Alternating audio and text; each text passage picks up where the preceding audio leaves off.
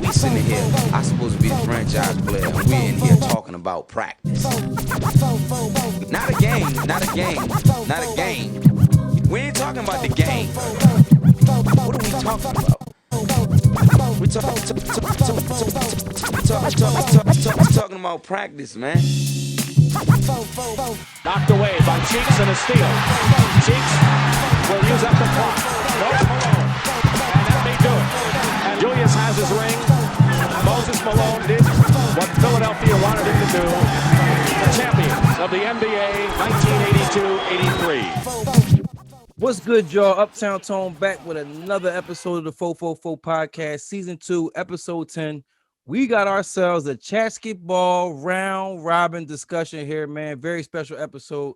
Got a couple of the guys here. Y'all know 215 Mike. I got my man Dom here. I got my man Neef here, and I got Buck down at the bottom, man. Gentlemen, how are y'all feeling tonight, man? Yo. Definitely feel good. Definitely That's feel what's good. up. What's about to come? Feeling great, man. We checking in tonight, man. Lots to talk about. That's what's up. Yeah, Yo, I'm just so I glad do to be a men's mental health check, man. And in the name of COVID and shit, I know we a year past COVID or whatever, but I know I heard this a lot in the beginning. I, for one, been trying to keep this shit going, man. So before we even get into arguing, getting on each other's nerves and doing all that shit, gentlemen, how y'all feeling, man? I'm good. I'm inspired. I'm glad I got y'all on tonight, man. Just go around the room. Just tell me how y'all are mentally, man. How y'all feeling, man? I'm gonna go first, man. I'm gonna go first since I'm a little free flowing right now. I've taken this time to take a step back from a couple vices and kind of get more in tune with myself. Nice. I'm trying to hold myself more accountable so I can be able to project that onto my brothers. So that's really what I'm on right now, for real. My man. Dom, how you feeling, man? Oh man, I feel real good. I mean, most people know that I do this real estate, so I'm a realtor, so that could be very stressful. But I had a seller's market. Yeah, I had a hell of a week last week, so I can't even be mad. I'm just gonna take a trip to LA and not tell nobody. That's how you do it. Neef, how you, man? How you feeling, Neef? Oh man, I'm feeling amazing, man. I'm glad I was able to make it because I seen the talk about doing it. I didn't know the date, so when I just seen it on the timeline, I'm like, let me join in this, John. So I'm feeling amazing, man. I got a few things going on in life, but like the brother said, I'm just working on bettering myself with my accountability and stuff like that, just so I could be, more of a leader in my family and in my community, bro. That's all. That's a fact, man. That's a fact. 215 Mike, how you, baby? I'm good. This the vibes I'm on. Detour, man. Detour, Yeah, that's what's up, man. Sure. Detour. I gotta pull up on you and get my joint. I know it's waiting on ice, man. I gotta come get that joint, Listen, man. Dreams evolve to reality, man. That's the vibe I'm on. You know what I'm saying? That's a fact, this too. podcast right here and all that, like this the vibes. Positive vibes only. We chasing dreams. Dreams is coming true. They no longer just a thing when we sleeping. You know what I'm saying? It's a real thing. It's a real thing. So that's what I'm on, man. All positive vibes. Big energy, man. All right, we're gonna start with Sixers talking. Like I was telling them off air, man. I went to go visit my pop, man. I went to the hood, Neef. I was in the hood around the block. Okay. Pop gave me a little, I'm saying, man, to get me ready for playoffs. Got a little shooting shirt, baby. Hang Got time. a little, Well, they start cheeks out here, they start pulling Jones out. Yeah. Ooh. I rep those I'm sixes, so man. unprepared. Y'all got me at a loss. No, they Stand caught, up. I said I didn't know that's what was going on here. Hold up. I'm saying, now I'm just popping shit, man. You know what I'm saying? But no, man. The last time I had 215 Mike on, I think we was about 20 games. Everybody had left. I think we're under that. We're in the teens now. Like we coming down to the come down right now, man. Elbows is out. Everybody boxing out, and we vying for playoff position right now, man. The last time I checked, I can't remember. It's like it changes like day to day whether we're in first or second. I know we hold the tiebreaker over the Nets as is. We're in second right now. Yeah, but right now, as far as record, because I know we lost 2. I saw 2 losses last week, which was tough. One of them was without Ben and Embiid, and one without Ben. Milwaukee twice. Yeah. Yeah, and then we lose to someone else too, right? We lost to Milwaukee twice. And somebody we else. lost to, Milwaukee twice. 4-game losing streak. Right. I think Phoenix was in there. Yeah. Phoenix was definitely in there. Goddamn, the Warriors was in there. We met Steph the Reaper. Yeah, Warrior He is started. on a tear. Warrior I was about to started. say which one that we shouldn't have lost. Yeah, Yeah, That Warriors. and that would have gave us some confidence on that little trip too. that's a Yeah. fact. That's a fact. But Yeah. also, I will say that we're not going into these games full strength. Which Nope. one is like, okay, I get it. But two is like in the same point in saying that we're going in the playoff run. It's like, all right, guys, we got to get healthy because you don't want to have your first healthy game be game one in series one. Now you developing and trying to get together and doing all of that shit during the series when you want to kind of do that shit before you even reach the playoffs. You know what I mean? So that's the main thing I've been looking at, and that's number one on my list is health. I want to make sure guys are healthy. I want to make sure that we got everybody who's supposed to be there. I'm loving to see George Hill get into the rotation. I hate to see how he got christened into the league his first game. It got a little ugly out there, but nevertheless, playoff basketball is upon us. These are the games that you look at and you say, "Hey, it's playoff atmosphere. It's playoff. It's playoff energy and all of that." Even though we're not there yet, and I think that these are the games we really need to be showing up in, just to give the fans, just to give the people, the organization, a glimpse, a barometer of where we stand going into this very important playoff run. Because I see a lot of different things, and before I get into those things, I'm gonna open it up to y'all and just see what y'all and just hear what y'all see. I know for me, like, we get all worked up about the games. There's reasons why too, because we do really gotta fight. Like Sixers really gotta fight for that number one spot. Like the Sixers need that number one spot. I don't even think people understand how detrimental it is. Even just to get to that spot, to get Brooklyn worn down a little bit by playing these tougher teams. That's Sixers need it for that. But we play so tough when we have our whole team. Like when we have our whole team, like it's tough. Like the Sixers are tough to beat when everybody's there. But like when one person is missing, it get ugly. Yeah. That only take one. That's the thing with us. It only take one to be missing. Mm-hmm. And it's scary. I think. We know why. Why? I know what you're gonna say. I get it. 10, 10, and 10. Triple 10. Just call it trouble. Yo, to be a Sixers fan, he is the biggest troublemaker, dog. Right. Yeah, man. I concur, man. Thank you, man. Thank you. Now that we all face to face somewhat, we can all agree on that, man. Right. That's because my ceiling for that boy was so high, man. It was so high, bro. Like, and it should still be there. Huh? The ceiling should still be there for you. No, it's not. It's not. And I ain't even gonna lie. Just because I gave him enough time. Like, I gave him enough. And it's mine not even high for him though. I was probably the only person that when Ben was drafted, my expectations wasn't high. Because when he came, I was like, he can't even shoot. I'm like, he never even took his team nowhere. I don't know what we're looking at. He shut me up though. I'll tell you that much. Because I'm a fan. My expectations high, bro. It's one thing that remains that gives me hope with Ben Simmons, and that's like when they talk about a lot of the guys who came in the league not shooting and how it took them like they 6th to 8th year to really start being more effective on the scoring end. So that's the one thing that gives me hope with Ben. You know what I mean? And then he also this year he started to like speak about it in the media a little more. You know what I mean? Forthright. I don't know if that's Sam Cassell or Doc Rivers or whatever, but it seemed like he's starting to get the mentality a little bit. It's not fuck Mike. him. Yeah, it's not fuck him. Like, I'm not saying fuck him or nothing. I'm just saying, like, I'm no longer on the because I used to vouch for him heavy. Like, I say it. Like, I had him being I always say it. I had him being better than Greek Freak eventually. You know what I'm saying? But it's like he got me looking like, what the fuck was you talking about? Like, eventually not going though. Huh? Eventually not going. It's not it, but it's not his game. It's him. Like it's him where I don't got the faith in no more because it's like I told you to me it's like when it's incentive time or it's like something then it's like you show me and then you go back to bullshit and it'd be like, what's up with this motor? Like, why do you? It's because you've coached. It's because you've coached and you've coached that kid and that kid frustrates the hell out of you. Like the kid that you just when you in workouts, when you in practice, you're trying to get him to go his hardest. But as soon as it's like, Oh, we got the number 2 matchup coming up. Now the kid, all of a sudden, he done woke up, and I get it.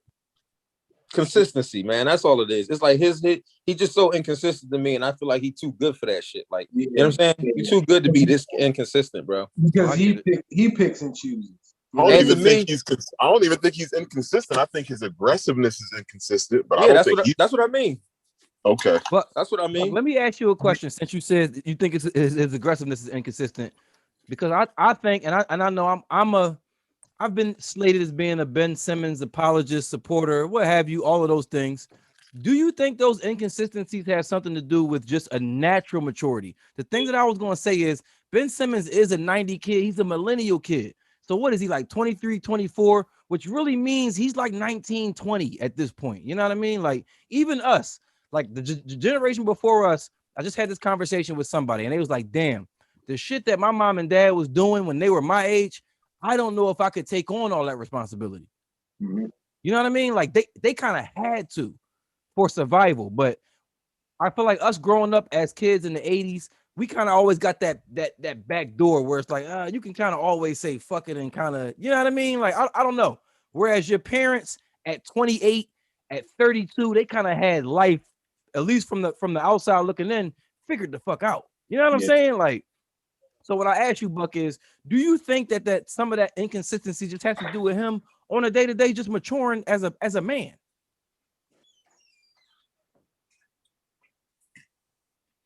I don't know if Buck's still there. Anybody? So anybody? Oh yeah, I'm here. You talking about me or the other guy? You know, sometimes anybody can answer. I think Buck went out a little bit. Like he said, he's trying to get in the crib. But anybody, do y'all think that some of Ben Simmons inconsistencies has to do with him just maturing as a man? Period. I definitely think it has something to do with it. It would definitely have something to do with it. Just like Embiid, even though he's been doing similar things, he looks like a totally new man, and he even attributed it to being a father and things like that. Right. Yeah. Buck, I was asking you, do you think that some of Ben Simmons' inconsistencies that you brought up have anything to do with him just maturing as a man? Period. Millennial kid, kind of spoiled. Been the king, the prince, the all of his life. You know what I mean? You muted. There you go. You got still muted, but I'll say something about it. Why he do My that. fault. I got it. I do think that it's attributed to that. I think he's very confident in himself. He's very he doesn't care what people have to say. And that's what I do like about him. But at the same time, it's like, I understand where people coming from. You understand? But I think it's a lot of factors that go into why he's not as aggressive at times. And I think it has a lot to do with the construct of his team, for real. See, I disagree with that. I think that when someone just brought it up, I think that was everything, though. Like just his maturity, though. You know, like we look at it because we're on the outside looking in and be like, oh, the way he carries himself, he seems mature. Like he understands what's going on. But if you think about it, you know, I got a 17-year-old son. Like my 17-year-old son looks mature. He looks like he got it going on. If you put him in a room, everybody would be like, yeah, he got it going on. But if you put him in certain spaces, he wouldn't really even know how to figure that out. You know what I mean? And I don't think I've ever thought about it that way. Yeah, I think it's. I was gonna say. I think it's a fair. You know what I mean? Like it's a fair point to bring up. Mm-hmm. But I mean, as far as like he been in the. I'm gonna just say it's fair. That's a fair argument for me. Yeah, and I think that for me, that's one of my biggest gripes with the NBA altogether is the way they draft. Like I think that drafting off the potential and drafting these players that's not ready. Me and Mike would go through it all the time. You know, like all of us would go through it all the time about folks. And I'm like you get drafted one, I expect you to play. Like I don't care if you're 8 years old. If I draft you first overall, you need to be out there hooping. Period. Yes. I don't have time to wait for you because you're getting paid like a player. Like you get paid like a contributor. Baptized by fire. Yeah, right. I feel like it's an expectation though, more so than what should be what he actually is. I feel like that's more so an expectation. Yeah, but the issue is the way that the NBA drafts. Like they're drafting these players so high. They're not drafting the player that's ready to play in the NBA. They're drafting the player with the highest potential. Right. So They're that not they can't sit him down and let him get ready. There's no way possible they could ever send Ben Simmons to the G League. No. It can't be done. It could never be done from the time he was drafted. So there are some players that need to develop in the G League, but they never get that opportunity. Bolts is being one of them. Yep. That's true. That is absolute, because I didn't even know CJ McCollum played in the G League, just for an example. I had no idea he played in the G League. He played in the G League. Years old when I found that out. I appreciate you, Buck. God damn, CJ McCollum played in the G League. CJ McCollum played in the G League. He damn near one of the staple faces of the league. CJ also went to Lehigh. Yep, that's true. But he was drafted. He was drafted first round. I believe he was if he wasn't a lottery top 20 pick. Right. Zaire Carrington is CJ OG. That's funny. He was drafted high, but CJ OG, dog. Mm-hmm. Yeah, he was drafted high. But I'll be seeing him a little bit on Instagram. He still reach out to Zai and be like, yeah, blah, because Zai was really putting on at Lehigh. That first time Lehigh went to the tournament. I mean, just for an uptown segue. Carrington, right? I believe his name was, right? Zaire Carrington, right? Zaire Carrington went to Masterman. That's my young boy. I ain't gonna tell you where he lived because you know what I mean. It's wild times out here, but he from the hood. He from up top. But no, he's CJ OG, man, and he kind of put Lehigh where they were at because Lehigh, I feel like, won the Ivy League tournament, and then they went and won that first round, like Zaire's junior year, and then Zaire's senior year, I feel like was CJ's freshman year, or that might have been Zaire's senior year. Then the very next year, CJ came. However it went, I know CJ is Zaire young boy, yo. But yeah, man, CJ is one of those names out there. Yeah, man. Just I agree with everything being said, man. And contrary to what my personality suggests when we in the group or whatever, I feel like we only got a certain amount of time. We all work or whatever. So while I got y'all attention, I'm just gonna say whatever to keep y'all attention, and that's where I think a lot of our comments come from. You know what I mean? We don't elaborate a lot what we think about. Because it's fun. We like to laugh, we like to poke, we like to do all that kind of shit. And I'm for all the shit, you know what I'm saying? Mm-hmm. But I think all points that you guys made about Ben Simmons are definitely true, man. And I think that we're just looking at when life coincides with basketball. I mean, we can't forget that this bull is part of one of the nastiest duels in NBA history, the battle for Kendall Jenner or Kyle, whatever it was, when him and Jordan. That was a nasty game. That was a nasty game. Like, they were going all. They was going all out. That was a nasty game. And think about it, I was looking at the game, enjoying the game, because I know I'm in the media or whatever, and I got these podcasts, but contrary to popular belief, I don't really know what's going on out there. So when my man told me, like, yeah, you know, they was really battling for Ken, I said, that is a nasty game. The Kendall Jenner game. That was a nasty duel. That's why they putting up 40 and going nuts for Kendall. That was a nasty game. Yo, I don't even get it. Throw Blake into the mix. It's a real game after that. Right. But I say that to say we see the kind of nasty shit that gets this guy's motor going. So I guess the sun is out. It's a lot of parties going on in LA. The world is opening back up. I guess I'm optimistic for Ben's whatever it is that keeps him going. I think this is the season for it, is what I'm saying. That's all I'm saying, man. I done seen him bark on niggas, man. You said it, Mike. Dunking, bark on niggas, and all. Like just keep that. Like, you know what I'm saying? Keep that, bro. Like, I'm cool with that. Like, but you with this 6'10" and flying through the air and then try and lay it up and all. Like, come on with that dumb shit, bro. I hate it too. Like, you know what I'm saying? It's just upstairs for me with him. That's it. It's just what's going on up here. That's it. But skill wise, we know he got it. But it's like, damn, bro, I'm just asking you to continue to be that grown man that you show glimpse of when it's certain things on the line. You know what I'm saying? Like that's all. Kendall Jenner. Like Kendall fucking Jenner. Yeah, you know what else it is for me? Like you got to think of this shit too. Like these dudes, you get a young boy from Philly who got the same skill set as Ben, that was brought up from the gutter. Like he gonna be a fucking dog the whole time on the court, opposed to Ben, although his dad, played overseas and everything like that, but I'm sure he was kept. You know what I mean? He was all at the nicest facilities. Oh, He you ain't already never had to know. play Oh, on you that already concrete. know. Huh? Yeah, You he ain't had to already play on that know. concrete. So when I'm out here, I just do this. When somebody out here like from Philly or something like that from the playground, they out there because they gotta eat. I'm hungry. I don't think that Ben got that hungry because he don't need to. That was something me and my folks talked about from like the beginning, that European style of play, not really being a knockdown shooter, and just little stuff. I had family member just stopped past. I had to mute my mic or whatever, but I wanted to comment on something you said about him earlier, and basically like something about his maturity level. Mature European players, or even no disrespect, the white European players, when they come here, they don't change how they speak. He talks like us. He doesn't speak like us naturally. That's something that speaks to his insecurities. Yo, not to cut you off, Neef, but I say all the time to my guy, Press Coach. I know Press Coach, my right-hand man, do all the shit with me. I say to him all the time, Ben and JoJo, by default, by force, however you want to explain it, they are Philly niggas, dog. They embody.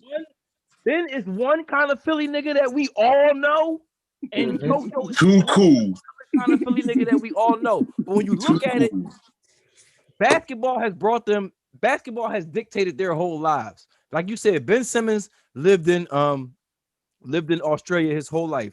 And B lived in Cameroon his whole life. He only came over to America for a very short stint for high school, and they're both one and done players in college. This is the place, Philadelphia. This is the culture that they have immersed themselves in the most. When I be arguing in Chatsketball, when I be arguing to anybody, before we get into any basketball X's and O's, these two motherfuckers have taken on your whole city, your whole attitude, your whole everything. I think that they deserve a little bit of benefit of the doubt for that, period. Yeah. Motherfuckers like Jerry Stackhouse got out of here. Motherfuckers like Keith Van Horn got out of here. We've had highly touted picks before, but people can't take what goes on in here. We can go across to other sports if we want to.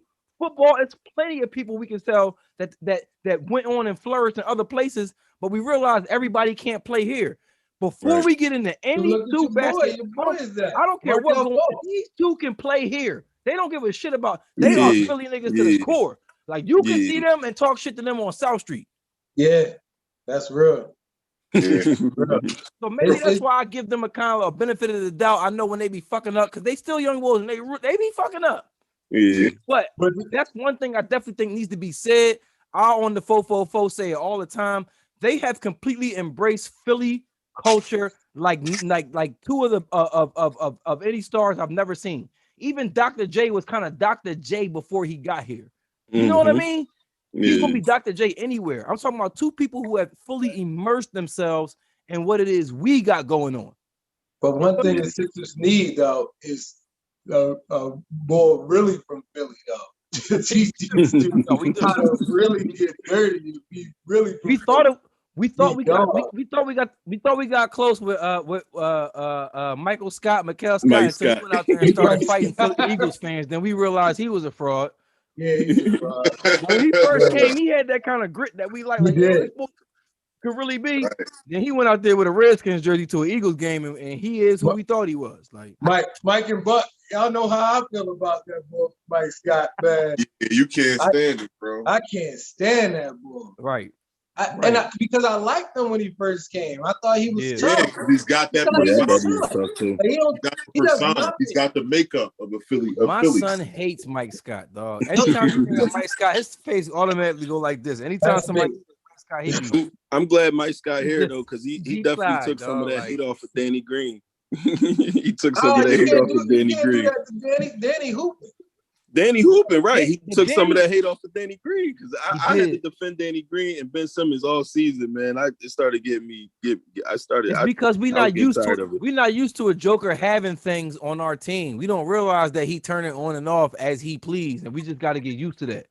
Like we Philadelphia, we bring our lunch pail. We want Danny Green to do that shit every play. And Danny Green like, I got rings, dog. I know when to do this and when not to. All right. That too. Game 37 against the Hornets. I'm not about to break my neck. You gotta relax. Like, you know so while we still on them, the latest rankings came out for the Player of the year. defensive player of the year, and they put Ben back at up number 1. Okay. So as far as that, y'all feel Ben should be number 1 in that, and does and his Joker, according to how they have it, is the Joker y'all front runner before Embiid for MVP right now? Who's gonna go first? For me, Well, you can get me out the way. Whoever get said me who out want the to way, go 'cause first, I'm go biased. first. Because you sound like you want to go first. I think it was Buck. Right, Go ahead, Buck. It was me. I definitely think Ben Simmons is the defensive player of the year. For sure. And why?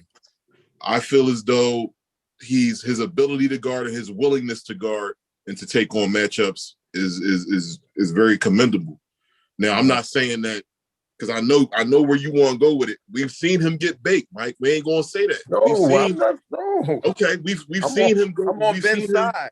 He behaving. He said he behaving tonight, man. He behaving tonight, but we've seen him get got. But as far as for his overall body of work, his ability to guard like 1 through 4, I ain't really seen guard any 5s yet. But his ability to guard 1 through 4, he guarded 5s when they was out there. Yeah, he did it all. Yeah, so I think his versatility he's shown this season, he's definitely the defensive player of the year.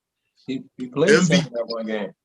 MVP though, I was definitely on the Embiid train. I'm still hopeful that he wins it, but I'm gonna go. Your best ability is your availability. That's right. And the Joker, has played every game this season, Mike. Before you go and debunk, I just want to say that Buck said what I was going to say in the MVP conversation, and that is the availability is. I wasn't going to say it just like that. But what I was going to say is, it's just the games for Embiid. It's just the games. Yeah, it's really the games, man. Else. You got quick.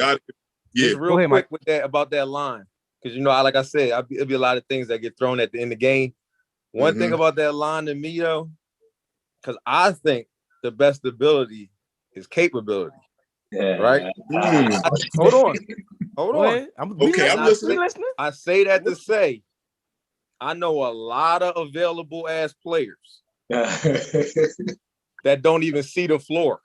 So that's just one of my things that Devil's advocate. I'm right there with you, Mike. So let me rephrase what I said. Let's proceed. Your available in terms of the MVP race, not across the league, not across the landscape of the league. I apologize. Absolutely right. Way to clear it up, Buck. He's trying to get you in the corner, dog. I seen he trying to get you in the corner. Dog. Right. I know. It's all right. He's right, though. You're absolutely right, Mike. You're absolutely right with that. Right. So, Nick, ahead, Dom. What's your take on it, Dom? How you feel about the DPOY and the MVP? I agree with both of them. At the end of the day, I'm going to just start with Joker, because what we didn't talk about is, although he's available and hasn't missed any games, what is he averaging? 26 points, 11 rebounds, and 8 assists? He's like number 2 in the NBA in assists. Like, he's a center that's number 2 in the NBA in assists. He's leading his team in like every statistical category that matters ever. Right. Like easily doing it too. Like, yeah, like you can't take that away from him. Like 8 assists is the most ridiculous thing for me for a center. Like I don't even know how you do it. And I think it's like 8.7 or something like that too. So that's why I go with him. And with Ben, yeah, he's the best player of the year for me, because not only does he defend, but he also anchors our defense, because our defense be looking like shit when Ben not there. Somehow, them dudes don't come to play when Ben not there. It's crazy out there. Now, yeah, and sidebar, I wish we still had TJ McConnell. I don't know if anybody else is a fan, but I need a facilitator as my backup point guard, man. We got George Hill. I'm not about to jump out the. No, before George Hill got here, that was really a thorn in my side. I just wanted to say that. Yeah, but hold on. So it's TJ McConnell. We grew out of him. So it's two for Joker. Yeah, 2 for Joker. That's MVP before Embiid. Man, Yeah. I don't want to go on record as saying that I'm for Joker over Embiid. Right. I just want to say the logical thing that's going on. But I guess if I have to, I guess I'll take it. Hey, Neef, what you say, Neef? I'm definitely I'm 4 for 4. I'm a Philly guy. I'm gonna have to go Ben. That's number one because I'm definitely tired of the big dudes who just block shots getting the defensive player of the year every year. Mm-hmm. And for me, it's Embiid because I ain't seen a big guy do what he do. And to me, he got to get rewarded for that. Because last year I felt like they kind of snubbed him with that whole Towns fight and kind of like punished him a little bit last season with the calls and the way they was reffing him a little bit. I feel like he played this year. He was a good sport. You know what I mean? But he can't like his height, his ability, he can't play all the games, man. The way he go hard, the way he dive for the balls, and you know what I mean? He definitely get dirty. One John, I seen him take like 3 balls, come right back down on the other end and block 2 shots in a row. They come right back down. I think he trailed the play and hit the 3 or something like that. I'm like, man, this ball is ridiculous, man. Like he's Shaq on steroids, man, with Kobe abilities, man. It's ridiculous. I always He call hit him that hard and step hard. back from the mid range, dog. Yeah. That shit crazy. Oh my God. Yeah, that was nasty. I just wish he hit that 3 the other night, so then I could just say he MVP the most definitely. I don't care. We hit that, man. He is center with guard moves. He is center with guard moves. As far as that though, like, yeah, that's tough right there. Because I mean, I was gonna argue the record. I mean the standings, but they got the same record. So Right. it's like, damn, how can you say Embiid should get it because they're both 40 and 21 or something like that. Mm-hmm. So it's kind of like, you know what I mean? I guess that argument is kind of like void. But to kind of, even with the defensive thing, I know we asking about Ben when Embiid said shit, I should be the defensive player of the year. Even that make you go like, well, damn, it make you go, hold up. He do play both sides of the ball. Yeah, you know what I'm saying? Whereas Joker, even with and this not to take nothing away from him and all, Nick, but even with the assist that he averaged, it's like meant for him to do that on the strength of, I mean, he can pass. Like he can pass. He's a good passer. But I'm saying he's also in a system where it's designed for him to get these 8 assists. My bad, Mike. I ain't want to cut you off, but I ain't want to say that. Like if you take Ben Simmons off the floor and force Embiid every play to go through Embiid, his assist gonna step up. He might have like 6, 7. And that's what I'm saying. It's not to take a knock, you know what I mean? It's not to take nothing away, but it's like, I guess when you gotta break I it ain't want to down, do the shoulda, coulda, wouldas. Yeah, to get to the decision of who I think. I disagree with you on that. With who? Okay. Joker? Me. About the 6 or 7. About Embiid. Embiid ain't going 6 or 7 assists. He not doing that. He's just gotten good. And I don't mean like very good. He's not even at a BG yet at passing out of the double team. Yep. Like he got the same issue as Westbrook. Like we talked about Westbrook. Like you get in Embiid, he gonna try to go at you. And sometimes that can be detrimental to him and the team. Like he got that same issue. So I definitely see that, Dom. Yeah. I wanted to not ask y'all, but I did want to point out, at least for me, and I'm glad that y'all pointed out on it, the very simple fact, because I can't go back in history. I'm saying I'm only 36 years old. I want to put that out there right now because I know the historian's going to come creeping up from out the woodwork, always trying to hold you to the fire with your words when you're talking basketball. But in my time of watching basketball, I've never seen 2 players on the same team that were MVP and DPOY caliber, but fighting really over DPOY. I think that says a lot to just the mentality of our team and how that trickles down and how we've been playing all season. Like our top 2 players who are arguably MVPs, arguably faces of the league, the future of the league is on their shoulder, all of that bell and whistles and what have you. These 2 are actually silently competing over the Defensive Player of the Year award. And I think all the success that we're having this year, I don't want to solely contribute it to that, but I think that that's a huge part of it as far as just mentality, as far as just taking the court and just feeling a certain way about who you are when you put that Sixers jersey on. Shit that I've been talking about for recent years. I'm not going to be the dead horse. I'm not going to bring up the former coach, former players. But what I will say is that it is a breath of fresh air to view Sixers games this season. Like even when we lose, I'm going into it with an air of confidence. I'm going into it. I can pinpoint why we lost. It's not just a wash. It's not just, man, we're not fucking good enough. Every single game that you got on that roster that we lost, you can attribute it to specific things, namely health. Such and such wasn't here. That's why we lost that one. Damn, close one. Decision making at the end. Probably could have did this. We did that. You can pinpoint, and when you can do that, I feel like you are a better Doc team. let Steph shoot. Going for it. Go ahead, Mike. My bad. Or when Doc let Steph shoot. Yeah, that's the worst. That's the worst. I don't game think you can stop him from shooting, though, man. Huh? Yo, so I don't think you can stop him from shooting. Before we get into the league-wide shit, let's talk Steph Curry real fast, man. Because Steph Curry, when he came out, when we started the season, Joker was blazing chariot, dog. Like he was giving you damn near 17 to 20 every game. Looking like he was like this far away from Steph. Then the COVID hit. And if it's anybody just period that I've seen where COVID has affected anybody, I would have to say it's Seth Curry. This is decision making. He pump fakes way too much for me. When I look at his brother play, and I look at him sometimes, I'll be like, yo, who taught you this pump fake shit? I think that go to the road, though. Like the road he took to get there. You know what I mean? Go ahead, Nick. It's a little tougher for him. Elaborate, man. A little tougher for him, man. Going through the G League, you know what I mean? Feeling like inadequate or whatever. You know what I mean? You get in the league, and then like most of the time he play on the bench. So if you making mistakes, you right back on the bench. You see what I'm saying? So it's more like a efficiency thing with Ben Simmons. You know what I mean? Like I want to make sure I'm going to take the right shot. And sometimes it gets a little overboard. Sometimes we just need you to shoot the ball to keep these guys honest.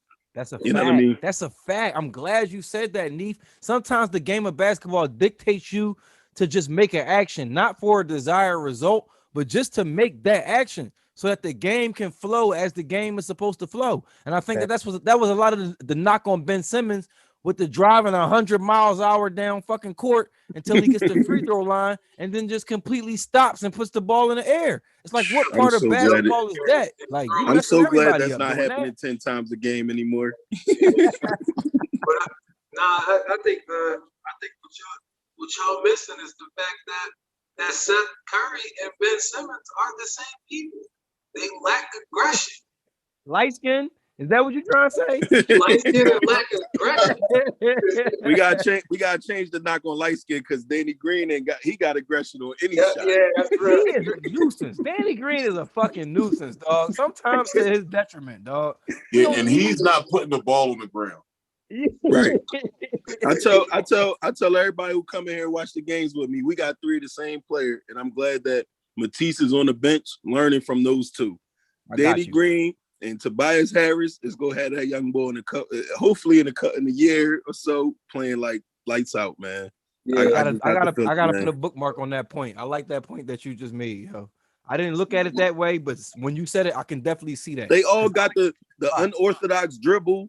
You know what I mean? Yeah. They all pretty good. Like, well, Tobias putting the effort in this year. Pretty good defender. You know what I mean? So I've been saying that every episode. I'm glad somebody else see that because I'll be giving him his praise. I'll be like, look, Tobias, just get my words right. He's not a lockdown defender, but he ain't no bitch. Right. Right. Man, a lot of defense is effort. A lot of, you know what I mean? A lot of defense is effort. A lot of these dudes rather not put the effort in. Tobias this year putting that effort in. Absolutely. You know why though? You know why? Mike. That shit is hard. Yes. It's a mentality. It's not playing. You can't teach it. And you can end up on Sports Center. And you can end up on Sports Center. Bro, that shit is hard, bro. And then to turn around and ask me for a dub. Yup. Every game. That's hard, bro. Every game because my paycheck dictates all of this. That shit is hard, bro. You know what I'm saying? That's why the ones that do it, you got to be like, damn, because that shit is hard, man. This 21 from Tobias this year, it means a lot more because he also competing on the defensive end, and he's still giving you 21 a game. I mean, he doesn't usually score more than 26. He's like right there between 20 and 26. That's it. Like after that, he ain't giving you less. That's all we need. You might have to put him on the bench after that 25. That's all we need. Right. Because he ain't even looking to score no more. Yeah, I feel like that's commendable. His confidence been looking a little different since that All-Star snub. Absolutely. Yeah. Almost wish they do it to him every year so he could just. I think 215 Mike would say the opposite of one Ben Simmons because he put us on. He said What's Ben that? Simmons is perpetrating. Nick, you mic'd up. Nick, All-Star. you mic'd up. You muted. Oh, there you go. What I say? I know Wait, Nick was saying something, but he was muted. No, Tone said I said something. Oh Okay. no, I was saying that what he was saying about who was we just talking about? Tobias Harris is the opposite of Ben Simmons, whereas Tobias Harris is his. You can see the increase in his level of play since the All-Star break. Whereas when you told us before the All-Star break, I keep giving you your flowers on this. You told us to watch out because you think Ben is just doing this for an All-Star nod. Whereas since the All-Star break, Ben's output has kind of diminished. You know what I'm saying? And it shows you the kind of two. Whereas Ben's kind of and Toby's like, all right, y'all snub me. I got y'all. You know what I mean? But on the I flip love side having of that, both of them on the same team because it balances out for us. Go ahead, Buck. on the flip side, maybe from a different perspective, maybe Ben is seeing that in Tobias and allowing him to flourish. But I'm not saying that Ben Simmons is being aggressive still or hasn't lessened his play, but it may be he's seeing Tobias, step into more of a scoring role. If that's how you want to look at it, then he should have let Tobias make the All-Star game. And not steal that man's because he stole that man's spot. It's not his decision though. Why he had to do that? He did it. Look. Who stole? Look, y'all because he was going crazy right before. Y'all know we only was going to get two. We was only going to get two. And B, everybody, we know Embiid was going. Which is not fair, Mike. That's not fair. Can I say that's not fair? That's fair. Go. The Atlanta Hawks had 3 All-Stars. It was a couple teams. The Detroit Pistons, when they won, when they was on their little we didn't deserve 3 is my point. Why not? We was the top. Ben wasn't no All-Star. You gotta blame Julius Randle for that, man. No, Julius deserved to be there. No, he deserved it. That's what I'm saying. He deserved it. He balling, and he deserved that nod. At that time, Tobias Harris should have been because he was the most. You can say he was the most consistent Sixer at that time, yo. Right. Yeah. Ben came out of nowhere and gave us a stretch. A month, and right? went.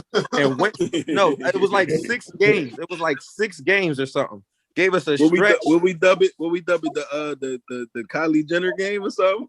Kylie Jenner, the battle for Kylie Jenner is what it was. And he came right in there and took that man's spot, cuz. He did by hooping real quick.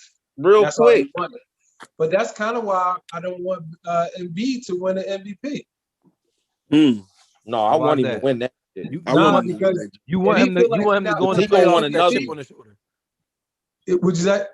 You want him to go in the playoffs with that chip on his shoulder. Yeah, that's exactly what I'm thinking. He's going to go right into the playoffs with a chip on his shoulder. Not mad at that logic at all. I'm not mad at that logic at all. Yep. So everybody keep talking about how. But hold on, because he the same person though. Like if you give him this or he get this trophy, because they give it out after the first round for real. So beginning of the second round. Yeah, so we already in playoff mode. Now if he get it, it ain't like he ain't gonna turn it off like, oh, I got the trophy. He gonna look at it like, yeah, I am the best player in the league. And now he gonna take that into I gotta cap this off with jewelry. I like that mentality. I just want him to get that. I just want him to chase that finals MVP. Yeah.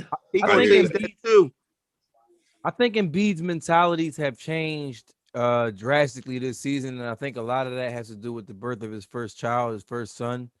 And words that he said himself is that when my son goes back and he reads what was going on, I want him to read this specifically. And I think him realizing that he's the one that pretty much writes the story and has control of it it seems like that. Yeah. Dude is drawn. Like, and you know what I'm saying? Drawn. Like, he is Yeah. It's so all the shit. easy. It's like if it was ever one person, whereas one season you had all of these gripes and you would say all of this shit one game. I mean, every game in and game out to do this shit, and then he actually listened and did this shit. I would say that's 2021 Embiid. Every single last thing that you hated about Embiid, you love the opposite of it this year. He's changed it like the exact way you asked him to. So See him fucking back a nigga down from the 3-point line and get a fucking layup. Can I I'm like, shit, that's all anybody was asking for. They can't fuck can with I you, ask you a dog. question, Tone? Go ahead. I would. What would you contribute all this to? Like, what factor this year would you contribute all this to? Me and Nick on the same side. I think it's a couple moving parts. All right. So as the aforementioned, I will say one is childbirth, his son, legacy. That's major for us as men, black men, period. Mm-hmm. Legacy. You know what I mean? So for people who are saying like, well, what does it mean that Embiid just had a son? Like, what does childbirth just do to make him legacy? That's what. When you can see it, and when you see the person who picks it up, and you pick that person up every day, that kind of changes a man's mindset. I don't play NBA, but I know when I had my child, my first child and my second child at two different points in my life, that feeling was it fucking humbles you very fast, very fast. Two, I will say his past. He had some embarrassing moments that are captured. He has a crying Jordan meme moment. Mm-hmm. You know what I'm saying? And if you are serious about this thing called basketball, if you're serious about yourself, if you are serious about, like I just said, legacy and things of that nature, then you'll look at things that happened in the past. You can't change the past, but you can for damn sure change the future. And I think that that's happening.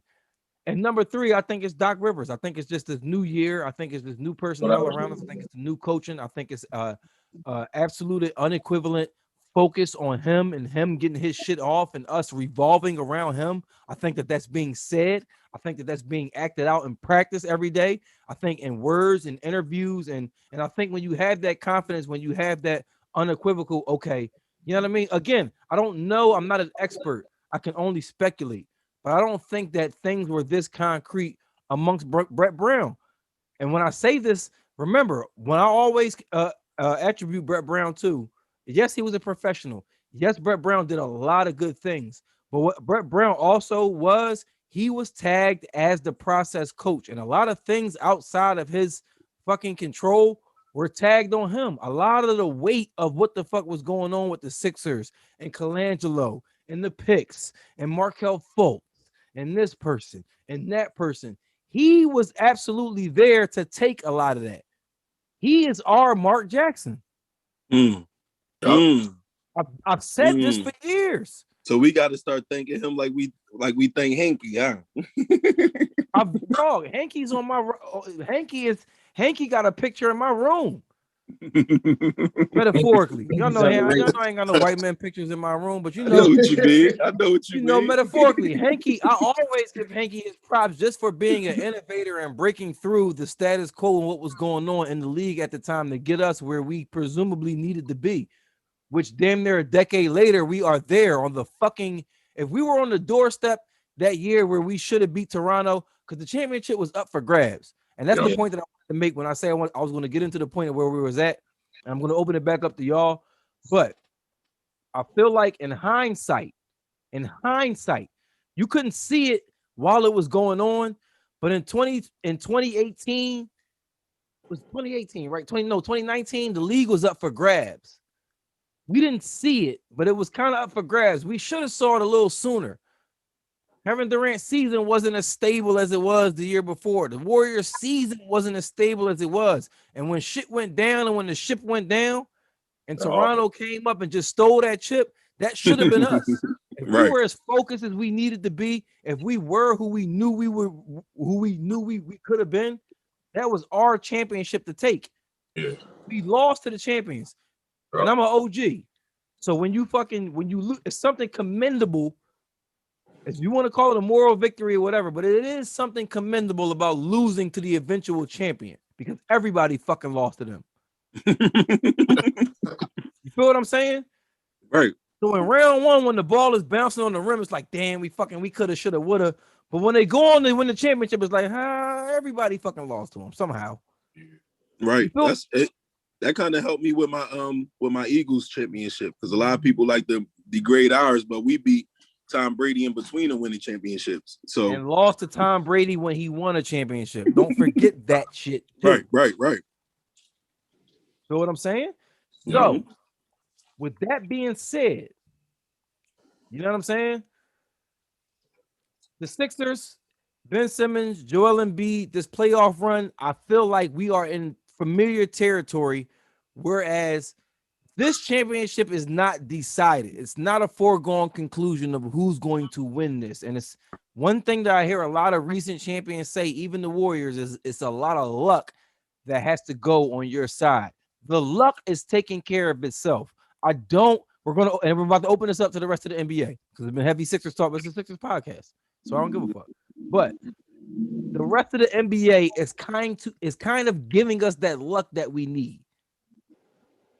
Now let's talk about the elephant in the room. Let's talk about the Nets. The Nets, I don't have full-on confidence in. For one, injuries, health, number one.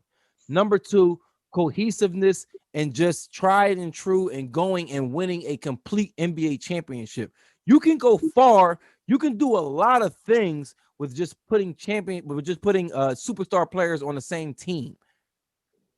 But winning it all is and will forever be the ultimate team accomplishment. And as far as team, I don't see complete team in all things on court, off court, intangibles that it takes to be a complete team in the Brooklyn Nets. And that is our clear nemesis. Yeah. Yep. All right. So we can get into the Nets talk. We can get into whatever it is, but I see injuries. Kevin Durant, he had a good game the other night.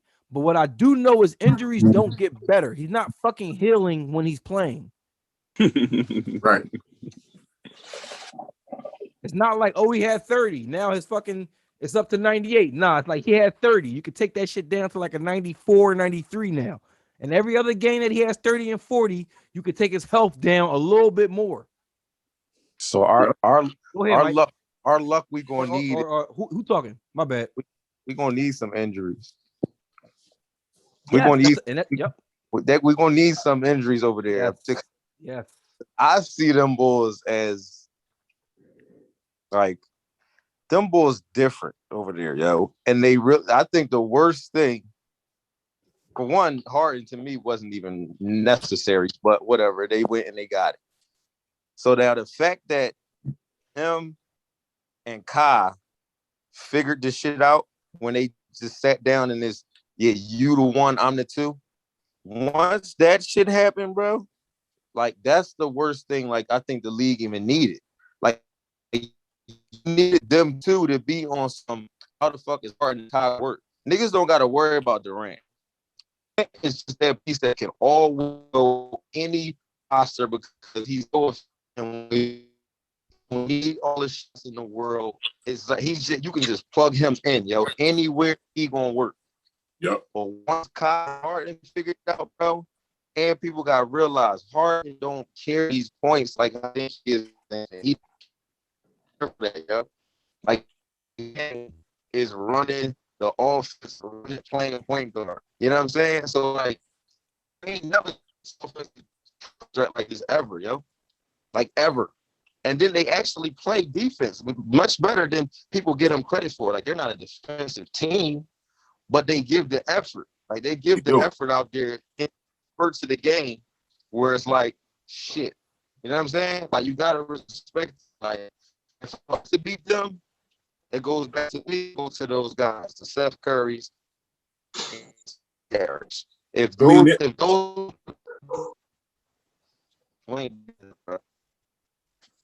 Your phone breaking up a little bit, Mike. You might gotta change your position just a tad bit, but we get the gist of what you're saying, though. Absolutely, and I think that the Nets, ultimately are going to end up beating themselves if they don't get that front court together. I don't think that they defend their. I don't think as much as effort as they put in on defense. I love Bruce. What's his name? Bruce. What's his name? Is that Bruce Brown? Bruce Brown. Yeah. Bruce Brown, I love the effort that they play on defense, but you got to defend your basket. And I think DeAndre Jordan's a big disappointment this season. He hasn't brought it. And you can see it with Harden or Kyrie when they getting after it at the certain plays. I think Cats is going to eat on Blake Griffin. Do you see Blake Griffin's brand of defense? Has anybody been watching Blake Griffin's brand of defense? Niggas is going to. I don't even talk Blake Griffin when it comes to defense, man. He's mark horrible. my words. Niggas is going to eat on Blake Griffin. I stand at a different space than y'all, man. Go ahead, Don. I'm listening. We listening. These dudes can score at will. Yes. Kai can score at will. Fact. Harden can score at will. Fact. KD can score at will. Fact. The only thing we can bank on is luck, because I'm not trying to hear this defend the basket. Nobody can put up as many points as they can put up. Nobody. Like, name one team that can put up as many points as they can put up. Name one team that got Mathief. Oh, Utah scores the hell out the basketball, yo. I'm just talking about the East, though. Utah won't even be there, bro. They're a defensive-oriented team, you know what I mean? But they score the basketball, so it's like, yeah, it got to be. Yes, they can score at will, but they need some more balance. I think that's just my opinion. I don't think that the balance is going to stop them. Like, we're banking on it because we're like, yeah, they should win, but realistically, like, unless you can find a way to stop Kyrie, Harden, or KD, you cook. Like, it's a wrap. Y'all forgetting about our X factor, man. Go ahead. Talk to him, Neef. Talk to him, Neef. My X factor is Matisse, man. My X factor is Matisse. I think he could irritate Kyrie. No disrespect to the brother. He tried already. I think. Tried already. I know he tried already. I know he didn't do well. But if I remember, somebody was absent. Fuck out of here, Mike. I'm ready. He did, though. He really fandom go out the door. He fried everybody. All the way out the door. Fried everybody, yo. So, like, he really tried. Like, he was playing good, but it's a difficult task. Like, that's hard. I know, bro. Like, that's what, like, they got three of the best bucket getters in history, man. They got three of the best bucket getters in history. I'm not gonna deny it, but I think everybody, and it's not because of this last two games. I don't want y'all to get it confused. I was telling my homie after the All-Star break, I think Milwaukee flying under the radar, and I think that's kind of scary for me. Mm-hmm. I think they flying under the radar, and I don't like that, because it goes back to what Tone said as far as it being a season that's up for grabs. And with them being the number one seed, I feel like everybody was just waiting to knock them off in the playoffs. Mm-hmm. You know what I mean? But now with them being number 3, possibly ended with number 2, something like that, I think they flying under the radar, and I think people sleeping on them, man. I'm one of those people, Neef. I ain't gonna lie. You sleeping on them? Got better. Yeah. I'm not saying. And I think on the last episode, I don't think I know on the last episode, me and Presco's was saying that all roads to the championship go through the number 1 seed, because with just that tight knit shit from 2 to 3, you want number 1, so 2 and 3 can deal with each other before you got to see either one of them and not both of them. Exactly. You feel what I'm saying? I don't want to fucking see Milwaukee and Brooklyn. I need either or, and I need them to see each other before either one of them see me. And that's the main reason why we need the number 1 seed. I think that I don't know any Philadelphia 76ers fan that will disagree that point with you. No, we definitely need that number 1, because I was definitely going like when Don was saying it earlier, I was going to say the part that I didn't hear him say was the home court advantage. I heard him say, like, as far as like making them fight each other and things like that. But at home court advantage, man, that help us a lot, especially the way we play. It seemed like they don't like you said, they embodied the Philly culture. They don't like to get booed at home. You know what I mean? They don't like to get booed at home. They need us. They need us. They need us to a certain point. They definitely need us, and I fuck with them for that reason. Yeah. You know what I'm saying? But let's open it up to the rest of the league, man. It's a lot going on. It's a lot of position vying right now. Like I said, we got the top 10 seeds. All right. It's no longer the top 8 seeds, it's the top 10. All right. 7 plays 8, for the 7th seed. 9 plays 10, and then the loser of 7 and 8 plays the winner of 9, 10 for the 8th seed. If that makes sense to the listeners, this is the 3rd episode we're talking about it. It better make sense to y'all because I didn't even need to look at Google to tell y'all that shit this week. And going forward, they about to make that the permanent playoff format to get in too. Nice. Like Listen, all right. So before we get into that, the only thing I don't like is making that the unequivocal. You gotta put an asterisk next to it because it's gonna be years, or it may be years. I don't know. Where 7 and 8 are a lock, and 9 and 10 are going to be like 5 to 10. If I gotta play against a team that I'm 5 to 10 games better than in the play-in, I'm gonna be fucking pissed. We've seen this shit. So I like the playoff format, but I think the league needs to. I fuck with the playoff format, but they need to start doing a lot of other things league-wide to fucking even this shit out. Because if it's a year where, let's just say 7 and 8 are fucking above 500 and 9 and 10 aren't, but you still got to play them playing games. Nah. I'm not fucking with that. If I'm 7 and 8, 7 and 8 should be a lock. Don't they do that? Absolutely. And the piggyback off that a little bit. You should be sipping. What if that 10 seed make it to the finals? That's what I'm saying. They giving it a little bit of March Madness aspect, and I feel that. But at the end of the day, the difference that changed this from March Madness is, yo, my nigga, this is my job. Don't start adding all kind of stupid shit in my job. Like, you know what I'm saying? Now, before I had to say that before you said whatever you saying, because I see you up there fucking smiling, Mike. Go ahead, dog. I was just saying I love it. Like I know like you do. You love all kind of angles and shenanigans, dog. Because it makes it adds more, you know what I mean, competitiveness. You know what I'm saying? Like, yeah, if I'm a 10th seed, yo, we another shot to actually make the offs. Like them that 7-10, yo, them games about to be crazy.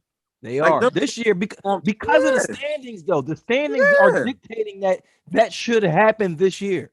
That game's gonna be crazy. I got a question for y'all. Don't they already do that though? Like if you're not close enough, they don't do the play-in games, right? Because who played in the East last year? Nobody played in the East last year, did it? Well, the last year was the first year they did it. I know, but they only did it on the West, right? No, it was more bubble formatted. Right, because that pause happened. I feel like that compensated for the pause that happened last year.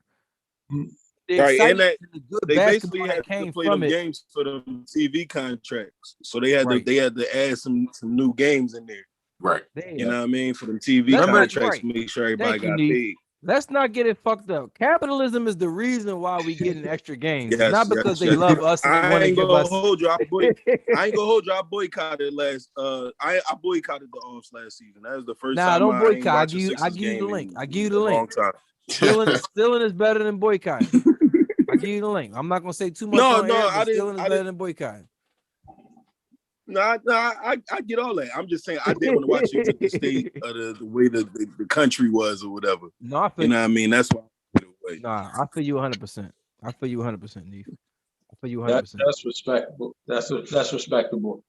Right, but like I was saying though, we got the Nets, we got the Bucks, and we got the Nets and we got the Bucks. That's really our clear and present danger.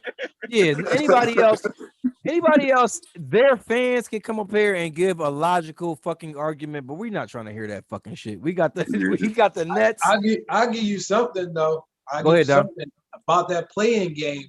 That's kind of scary though. Mm-hmm. You gotta account for the fact that if you're the 1 seed and then that 8th seed turns out to be Westbrook, it's gonna be a tough match. I'm you not to sit here and argue with you on that. You see why I like it, bro. What'd you say? I thought you was gonna say Cleveland or Atlanta because the Sixers can't do that with them boys tonight. I'm just saying because but look, John Wall has been shut down for the season. Yeah, does that that's matter in that statement? I mean, I'm tripping because John Wall got traded. That's not even. You know what I'm saying? That's Power Monkey talking. But I'm just saying. I'm not saying that they're Staying going to strong. beat. I'm not saying that they're going to beat who they play. I'm saying that Russ is going to make it tough for them because he's relentless. No, Right, I so feel we that. don't want no He's long on a roll right series. now, too. We don't want no long series at the number I one think spot. I think Westbrook and Bill can sneak their way in there in this play-in tournament. Yeah, that's exactly what I'm saying. And Bill's going to get his. That's a good point. What I always talk about is round 1, 2, going to game 6 and 7. If you can stand it, if you can control it, you don't want that to happen. You want to preserve as much energy you can. Right. You know what I mean? So round 1 and 2 need not go to game 6 and 7 because now we're working on our fucking stamina. It ain't even we out of basketball conversation. Now we talking about just pure human and what can I do in this short amount of time. So I agree with you on that one, Don. Westbrook will definitely make it hard. And the Warriors in them is in that over there, right? 7 and 10. And the play. Let's get into it. The Warriors is 9 and fucking pushing and pushing and pushing. Let's talk about it because I've been trying to get into the rest of the league. Let's talk about it. Let's go to the West. Steph and Luka was on now. Oh, shit, I forgot all about that shit. Right. Yep, he's on there. Let's talk about it though. Let's talk about one Steph Curry, who's on a historic run. That's why I said, where's Zoe at, man? Because Zoe was talking about him earlier. We're gonna tag him in it. And when we do this, when we do the Chatsketball playoff version, you know what I'm saying? Y'all see Mike just wanted to go hit him up and see where he at. We need to go in here. Know where you at. You know what I mean? We gonna call him out, and when we do the playoff version, hopefully he be in here. But listen, man. Steph Curry is on a dumb historic run. 83 3-pointers in April and counting. And counting. Ridiculous, man. Leading the league in scoring at 31 points a game.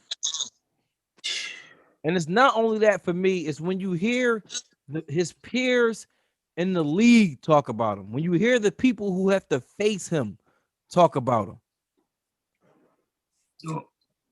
I get the Kyrie shit. I get the aesthetic of it. I get it. I get it. I was 16 once. And I was up at the show in Hamm Mall. And I walked in the foot action. And the nigga told me if I bought a pair of N1s, he'd give me this N1 mixtape. And I see some of the most flawless shit I ever seen in my life. Hell yeah. You dig what I'm saying? I get the aesthetic of it. I'm a basketball purist and I appreciate that shit. I'm not even trying to disrespect Kyrie in this regard, but I get the astonishments. I get them. But it's a large amount of people who are going to pick this game up in the future. Who, if things don't go differently, I love that quote you put. Can you say that? Can you say that quote again? People are going to. It's people who haven't even watched this game, who don't even know what basketball or the NBA is at this point, and they're going to pick this game up in the next 5 to 10 years. They may or may not hear of a Kyrie Irving. They may or may not. Whoever, depending on who you are, they may or may not. It's an absolute unequivocal fact that 99.99999% of the people who are not born, who don't know anything about basketball, they are going to know who the fuck Steph Curry is the minute they decide they like basketball. True. And that's a difference, bro. That's a difference. The league might try to. I played basketball all my life. I don't want to stand the councilman. Shout out to the councilman, Isaiah Thomas. He started his coaching career in the early 2010s. One of his first tournaments was up in New Jersey to go see a young Kyrie before he went to Duke. He texted me while he was up there, and the first thing that he said, this kid is a pro. He was fucking 17, 16 years old. He said, I can tell you right now, look you in your eye and tell you, this kid is a pro. I get it when you see it. But the thing is, what are the chances of you seeing that shit? You got to see it. You got to live in the moment. You got to see. You got to actually see and appreciate and have a level of understanding and know what it is he's doing. Yep.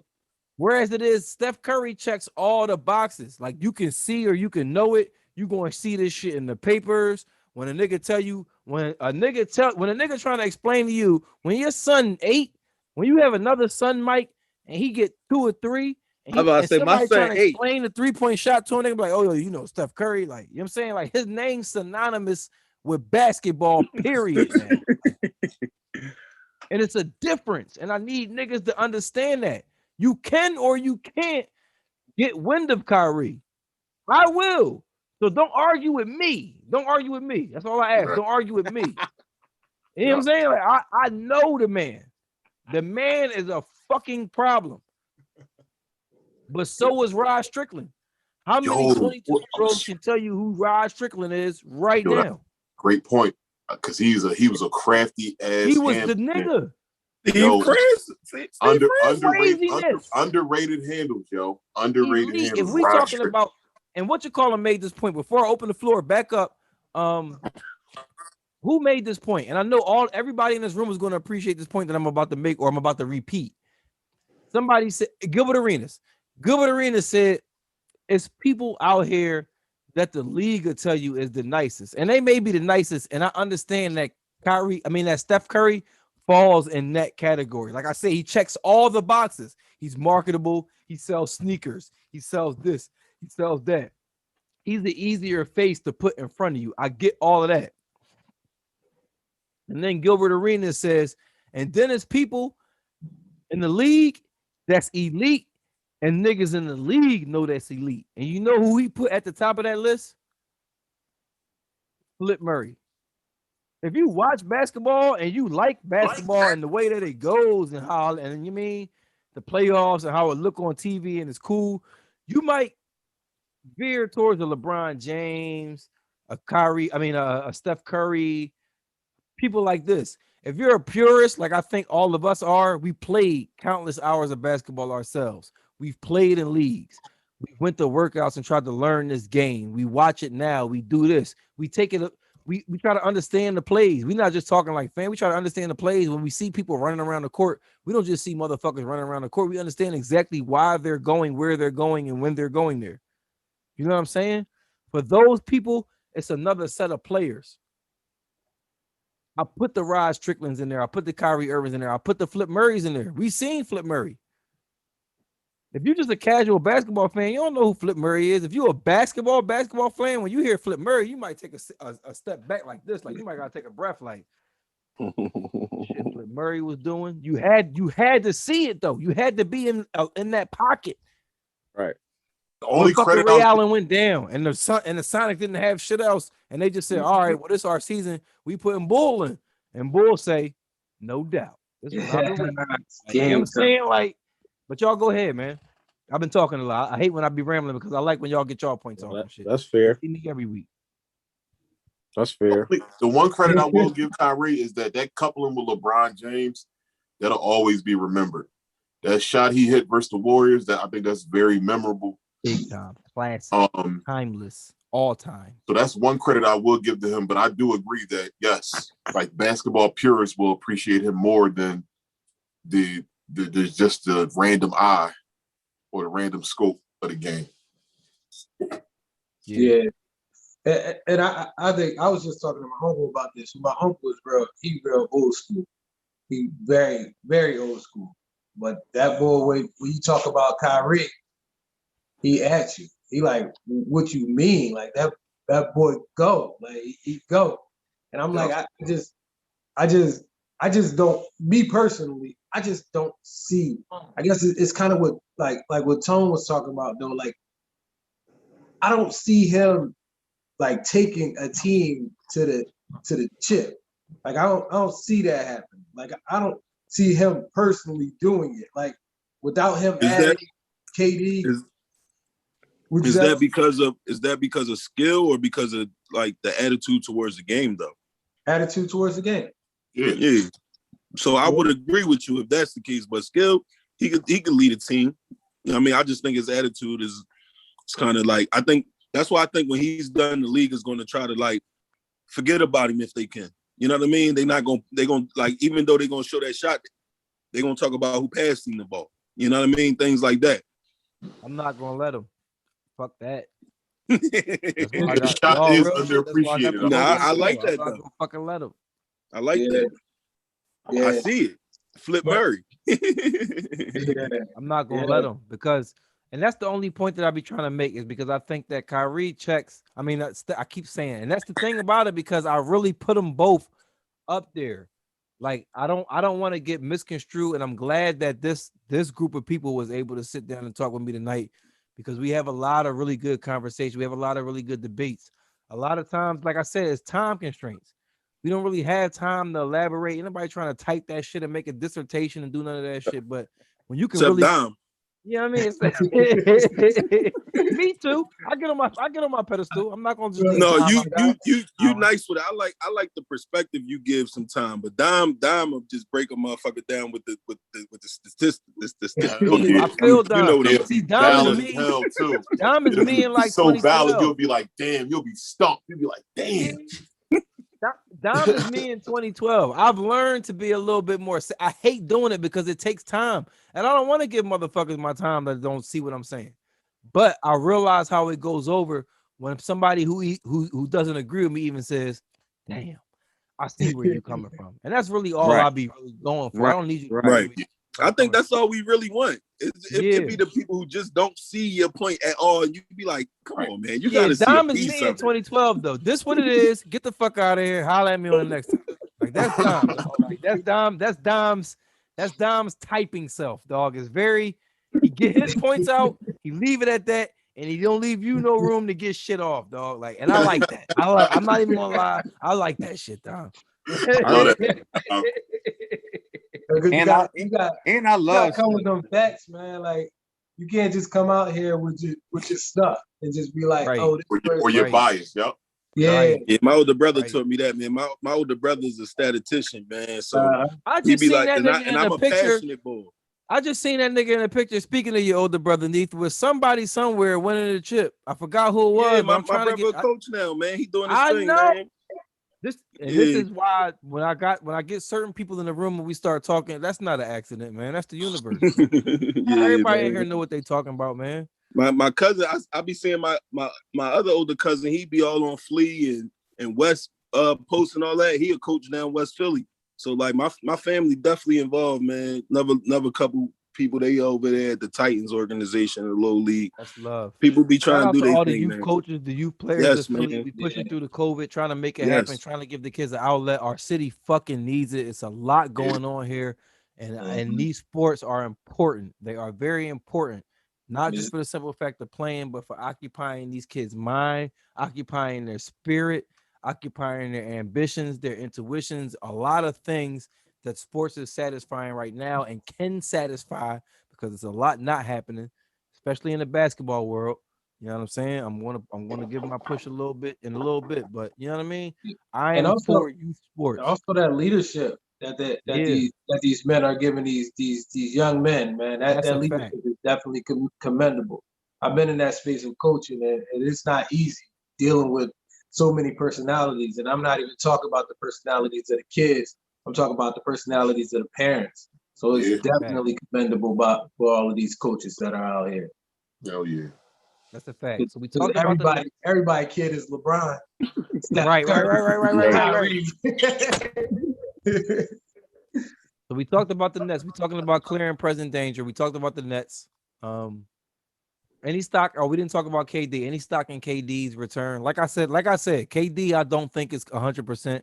I don't think his injuries are getting any better, and I think the harder he plays, I think the more in jeopardy his health is. That's what I think on it. What do y'all think on KD before we move on to the Bucks? And I think the Celtics may be in they may be in the wind a little bit, but I'll get y'all Nets point of view before we move on. So this is KD at 70% is it doesn't like it don't fucking matter what percent boys at. Yeah. It matters. It matters when you got an Embiid at 100 or a 90. It matters when you got a Ben at 100 or a 90. It matters. It matters, Mike. It matters, Mike. I'm not gonna sit here and let you say that shit on a Philadelphia sports podcast. It matters, Mike. Listen, it matters. It matters 2%. It fucking matters, dog. Listen. KD for me is between like that Steph Curry and Kyrie. He like in that purgatory area between them two. He is, and he's 7 fucking foot. On not on the team that he is on, yo. I'm telling you, that Nets team, bro. That man that I'm telling you, that young boy that y'all just was talking about, or we was talking about Steph. But who? We gonna get a formal Steph. Go ahead. We still in the Eastern Conference. It's just that me and you keep trying to get our Steph and Kyrie our shit off. So we gonna save time. I promise you, we gonna save time for that. But let's just talk about the Nets as it pertains. And that's my fault because I took you off. I did it first. I'm going to take the credit. And you did a breakdown of where I couldn't argue. I did some slick shit. Like you be noticing though. That's why I fuck with you. As far as like he ain't say nothing that was like, fuck you, Steph do what? Like he ain't, you know what I'm saying? Like he did a whole other joint. Like you just had to go. Like, all right, that's cool. I hear that. It's like 5 versus 5 with me and Mike, dog. Kyrie, it's like I hear that. Like, if you picking the franchise and you got your eyes closed, I don't give a fuck which one of them niggas is on my team, to be honest. And I will say that on record. I really don't care which one was on my team because they both gonna do what need to get done. But go ahead, Mike. Finish it. I was just saying the Durant thing. I just think Durant. I don't think he got I think 70%, like, because he a different. To me, he a different. Boy, not from here with this ball shit, man. Like. He different, yo. And it's like with him being so efficient as he is, like you give him 11 shots, 12. He's still going to end up with 24, 26. Like bring him off the bench. Don't even start him. You know what I'm saying? Like he just bench and he'll give you 33. Bro, that's what he did last game. Like he's just too efficient, man. Like Bull different, cuz he different, man. And I ain't saying the thing with the Sixers, like, I'm not over here like, yo, we can't beat them. It ain't a can't beat them thing. To me, it's just I like where we at now and where they at now. And like, you know, because I actually watch the Nets. Like I really watch them. No, it ain't I know. Yeah, I watch them. So it's like I might see things where the average person might not, because they don't give a. They're like, they ain't my fucking team. What the fuck I'm watching them for? But you know, I watch them because the kid there, and then I like what they got going on. So I do. They are who we. You know what I'm saying? We trying to see where we at too. So I gotta see what the other. You know what I'm saying? I gotta see what the other number 1 or the number 2 seed doing. Like the Bucks and them, all facts. Yeah, the Bucks and them, like, you know what I mean? I'm gonna always give the Bucks respect on the strength of. I go back to Ben because he hasn't shown me yet that like he not worried about Greek. Like I don't know. Like his energy when he played Greek is like where you be at. You know what I'm saying? Like I'm just not confident with him and Greek yet. Even though I think we better than them, I'm just still not confident with that situation. But Celtics, I had them done from the beginning. They too small for us. They too small. Yeah, they way too small. Yeah, they too small. Miami, I think they run with that little situation. Yeah. And Oladipo, and he in and out now and all that. They don't really, you know what I'm saying? They don't really a healthy Embiid and Bam and all that. Like they don't scare me. Like they don't really scare me. And then who else we got? Pacers and the Knicks. Yeah. Nobody The Knicks. I don't want to give. I don't mean to do that. I didn't mean to do that because you said the Pacers. This was to the Pacers. The Knicks, I do want to give kudos to because I'm in agreement with Brian. The league, for some reason, is just better when the Knicks are good. Yeah. You know what I mean? The Mecca. I'm not mad at the Knicks being good. I'm not mad at the fashion in which they're doing it. I love Julius Randle. I always loved this game. I love that he's becoming the player that Scoop and ESPN or whatever it is, ever since he was a high school player on the Kentucky. I'm glad that he's really becoming that player. I love a story like that. And I love it enough because they're nowhere near us, and I don't think that they can beat us. So I can definitely love what the Knicks got going on. Right. You can love it from appreciate afar. that shit. You know what I mean? But yeah, number 1 in defense, I feel like right now, good rookies, good veteran players, good in-between players like Julius Randle trying to prove themselves and actually take the reins and be a face of this league. I like what the Knicks got going on. Out the Derrick Rose, RJ Barrett.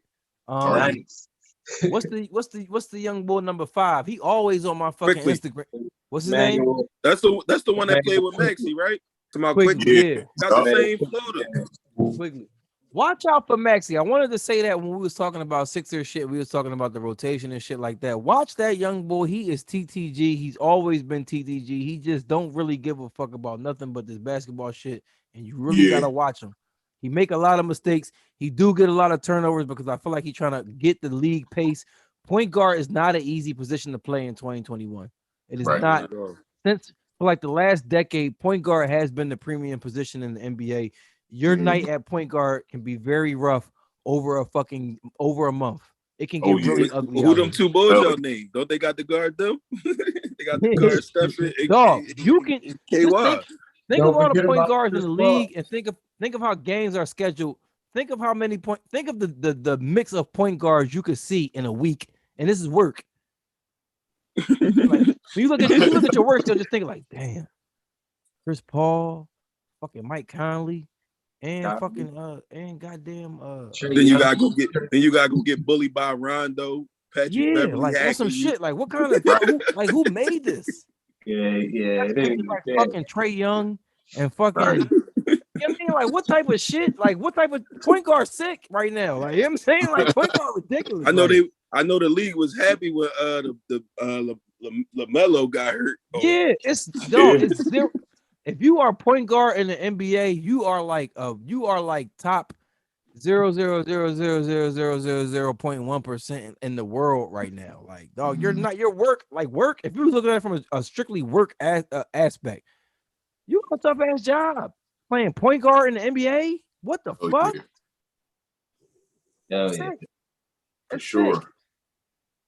Even a lesson. Well, speak point guards that we didn't even talk about. Think about how tough of a time you defending you, Drew Holiday.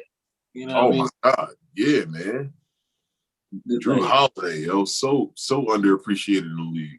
Let's not forget that is the piece that got the process started. That is the last asset that we had to give anybody.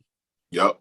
Before the process got started. Let's not forget the importance of Drew Holiday here in Philadelphia basketball lore. Let's definitely. And we were supposed to find a way to make it come full circle, and he was supposed to come back this year. It was happy. It looked like it in the offseason, but you know what I mean? A nemesis. I hate how the people who we should have, they not only not come to us, but they go to people who are directly in fucking competition with us. Competition with us, right? It's almost like a slap in the face. Yeah. Yep. And ball out too. Yep. Next. So what it seemed like is we got the Sixers, we got the Bucks, and we got the Nets. And that's the top 3 in the East. Yeah, take a slide to the West, man. Don't nobody care about the Celtics after they got Tristan Thompson. Didn't even bring him up. Yeah. Didn't even bring him up. His true value is on display, bro. To be completely honest, I enjoy watching a good Jason Tatum game. I spent 3 years of my life in the Bay, so I enjoy watching a good Jaylen Brown game. I got family in Charlotte. I enjoy watching a good Kemba Walker game. He's got one of the most iconic games in basketball history, period. Yeah. You know what I'm saying? So I enjoy watching those guys play, but they don't make me lose sleep at night at all. At all. The Bucks make me fucking wake up a little bit. The Bucks make me toss and turn. And the Nuggets make me lose sleep at night. Period. Oh my God! If I can give a scale of the Eastern Conference. Hey, 76 to 44. Yeah, the Warriors getting straight right now. Yeah, but I gotta step off on y'all. Definitely appreciate everything. Right. Go ahead, Dom. Go ahead and do your thing, man. We just about to get into some Western Conference, then we gonna wrap up, man. But All right, I appreciate y'all. Hey, this was a good time. For sure, man. We're gonna do it again. All right. All right. So before we wrap up, let's get into the Western Conference. Like I was saying, we got the Jazz at the top. It's a couple of other people who are in here that's dark horses and things of that nature, man. What is y'all pulse on the West? We got to remember that LeBron James is injured. He's going to be coming back. The Lakers are holding the 4th or the 5th seed, I think, right now, hovering around there. What's your thoughts on the Western Conference? Lakers, Clippers, Suns for me. Right to the point. I think I'm there with right you. to the point. I think I'm around. I think I've been float with them teams, trying to figure out if the Jazz gonna be involved in there. But yeah, Nobody like got those. confidence in the Jazz, including myself. Why is that? Cause man, nobody. I don't. You gotta show me who they got on offense, man. Who gonna put the ball in the bucket? It's the difference when game to game you traveling around the map. You can get people when they doing this and injuries are set. And when you looking at jokers, and you got to beat them 4 out of 7 times, I think that's a real big difference, man. Yeah, and it's not even because when you talk about the like playing the game of basketball, team basketball, like Utah, they fucking play team ball. Like that's why, and that's just the answer. You know who they got on offense. Like they got they entire like they team. Like they don't really. They know who the go-to man is, but now everybody else also is like Bogdanovich. Like he know what he's supposed to do. Gobert, he know what he's supposed to do. Like they know they roles. You know what I'm saying? Yep. So and they play together. Like Mitchell really not out there caring for the 30 or whatever. Like, but if it's necessary, he go get it. You know what I'm saying? So it's like the team aspect of it. Like they playing obviously some of the best team basketball. But now I just think when that motherfucker like that LeBron James, like he gonna go zero dark activated, and he gonna go in the locker room and he gonna talk to his team, and everybody gonna look at him like this, and they're gonna know exactly what to do when we go out here on this floor. You know what I'm saying? Then you got the Clippers like Kawhi and PG. Like I think PG, you know, he got the whole playoff feed thing on him. I think he's gonna be good. You know what I'm saying? Just on the simple fact that I'm a fan of Lou coaching. Like I think Lou is just one of them modern day coaches that he know how to get to you. He know what to say to you. He know how to talk to you. He gonna put you in a situation for you to be comfortable and do your thing. And the Clippers is the Clippers is stacked. You know what I'm saying? Signing DeMarcus Cousins for the rest of the year. That was big. Like, you know what I'm saying? He's a big body, regardless if he not 20-10 no more, which who knows? He might still got that in him, but they might not need that from him. But they're gonna need that big body for Drummond now. You know what I'm saying? Like, and he not no punk. You know what I'm saying? Like DeMarcus gonna go right at you. Like, you know what I mean? So I think honestly, like if I had to pick, I think the Clippers go. I wouldn't bet against LeBron because it's LeBron. But like if the Clippers was to actually get to the finals, then yeah, I wouldn't shock me at all, honestly. Because I think PG gonna show up. He's on a mission right now. Yeah, and I love Phoenix. You know, I love Phoenix. So, but it's a lot of shit. It's a lot of incentive, I'll say, for PG to play good. It's a lot. Yeah, I think he going. It's a lot of murmurs. It's a lot of chats. The peanut. When it comes to PG, the peanut gallery gets so loud, man, and rightfully so. Rightfully so. Like I said, when you talk about basketball lore and when you talk about basketball history, his face comes up a lot. You know what series I liked a lot? Game of Zones that Bleacher Report had going on, man. I really fuck with that because I was a fan of Game of Thrones, and the way they paralleled that with the NBA season and all that shit. It really told the stories within the stories of the NBA if you're really watching this shit like that. So in the name of that, in the spirit of that, talking about PG-13, talking about playoff P, talking about bubble P. He got a lot of different monikers. He has a lot of different names. Some very, very, very, very highs. Some very, very, very, very lows. He's an enigma within the NBA, I would say. But I always respect Paul George game. Yeah, he's tough, man. Very dangerous game. He has a very dangerous build, a very dangerous IQ, and put in any situation in any system, I think it's just fucking dangerous. Just one of those players that's just dangerous out there. Yeah. But I think when we talk about playoff basketball, we talk about championship basketball, a lot of the times we talk about the moment. And the reason why I have these guys on here on this FoFoFo podcast, episode 10, season 2 that I have is because they recognize that. A lot of people are casual fans, but this shit that we chopping up here and we giving game back and forth and we giving opinions back and forth about, what I really realize is that we've seen a lot of everybody on this Zoom right now has seen a lot of championship moments. We've seen a lot of playoff moments. So us within ourselves, we feel like we know what it takes to even get You know what I mean? To there, the nuances, the little things that, and Right. that's pretty much what we speaking to. You know what I mean? When we chop down the superstar players' names, when we get down to the second tier players, and when we talk about the certain players that everybody has on their team. For me, the West, I feel like y'all feel like. I feel like the Jazz, I don't really feel a lot of confidence in. I feel like I don't care 1 through 8. Wherever Brian is with that Lakers team, you better fucking look out for because they're gonna play like a number 1 seed. Yeah. He made his promise. He did what he needed to do with the number 1 seed and getting the championship last year. And I think that wherever the system of the NBA, like Neef was talking to, like Neef was speaking to earlier with the one situation, but I think it's a lot of system in the NBA, and I think that that's one of them. It's this seeding process. You know what I mean? I didn't click on it. I didn't watch it yet, but I always shout out my boys over there at More Than the Athlete Process with my man Brandon Marshall. But I've seen the latest episode. They got Jarvis Landry on there, and the highlight is it don't fucking matter where you drafted. And if NFL, NBA, if any sport tells you, it really don't. You know what I mean? Like that's the interview. That's the introduction into the job. Once you got the job, everybody got the same fucking position. Yep. You know what I'm saying? It's about what you do with your position. If you And buy there's certain into things, these man. rankings and you a little bit lower and you like, oh, it's a LaMelo Ball and if you buy into that, yeah, you might fall right into what the system say you supposed to do. But if you somebody like a fucking Siakam, I don't know where Siakam came from, or Fred VanVleet.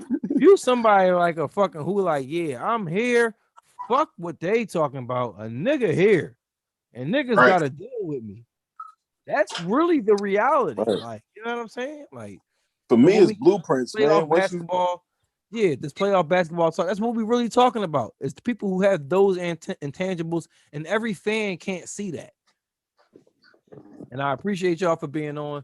But yeah, that's my Western Conference. Like y'all said, I was saying that the Jazz, I don't have confidence in the 7-game series. The Suns, I do. The Lakers, I do. The Clippers, I absolutely do. The Denver Nuggets, I do not. I will say that I do not. The only reason why I think any of us had playoff confidence in them last year is because we saw playoff Jamal Murray go knucking fuck. Yes, we did. That bull went, I don't I heard know how about to explain it. You know what I'm saying?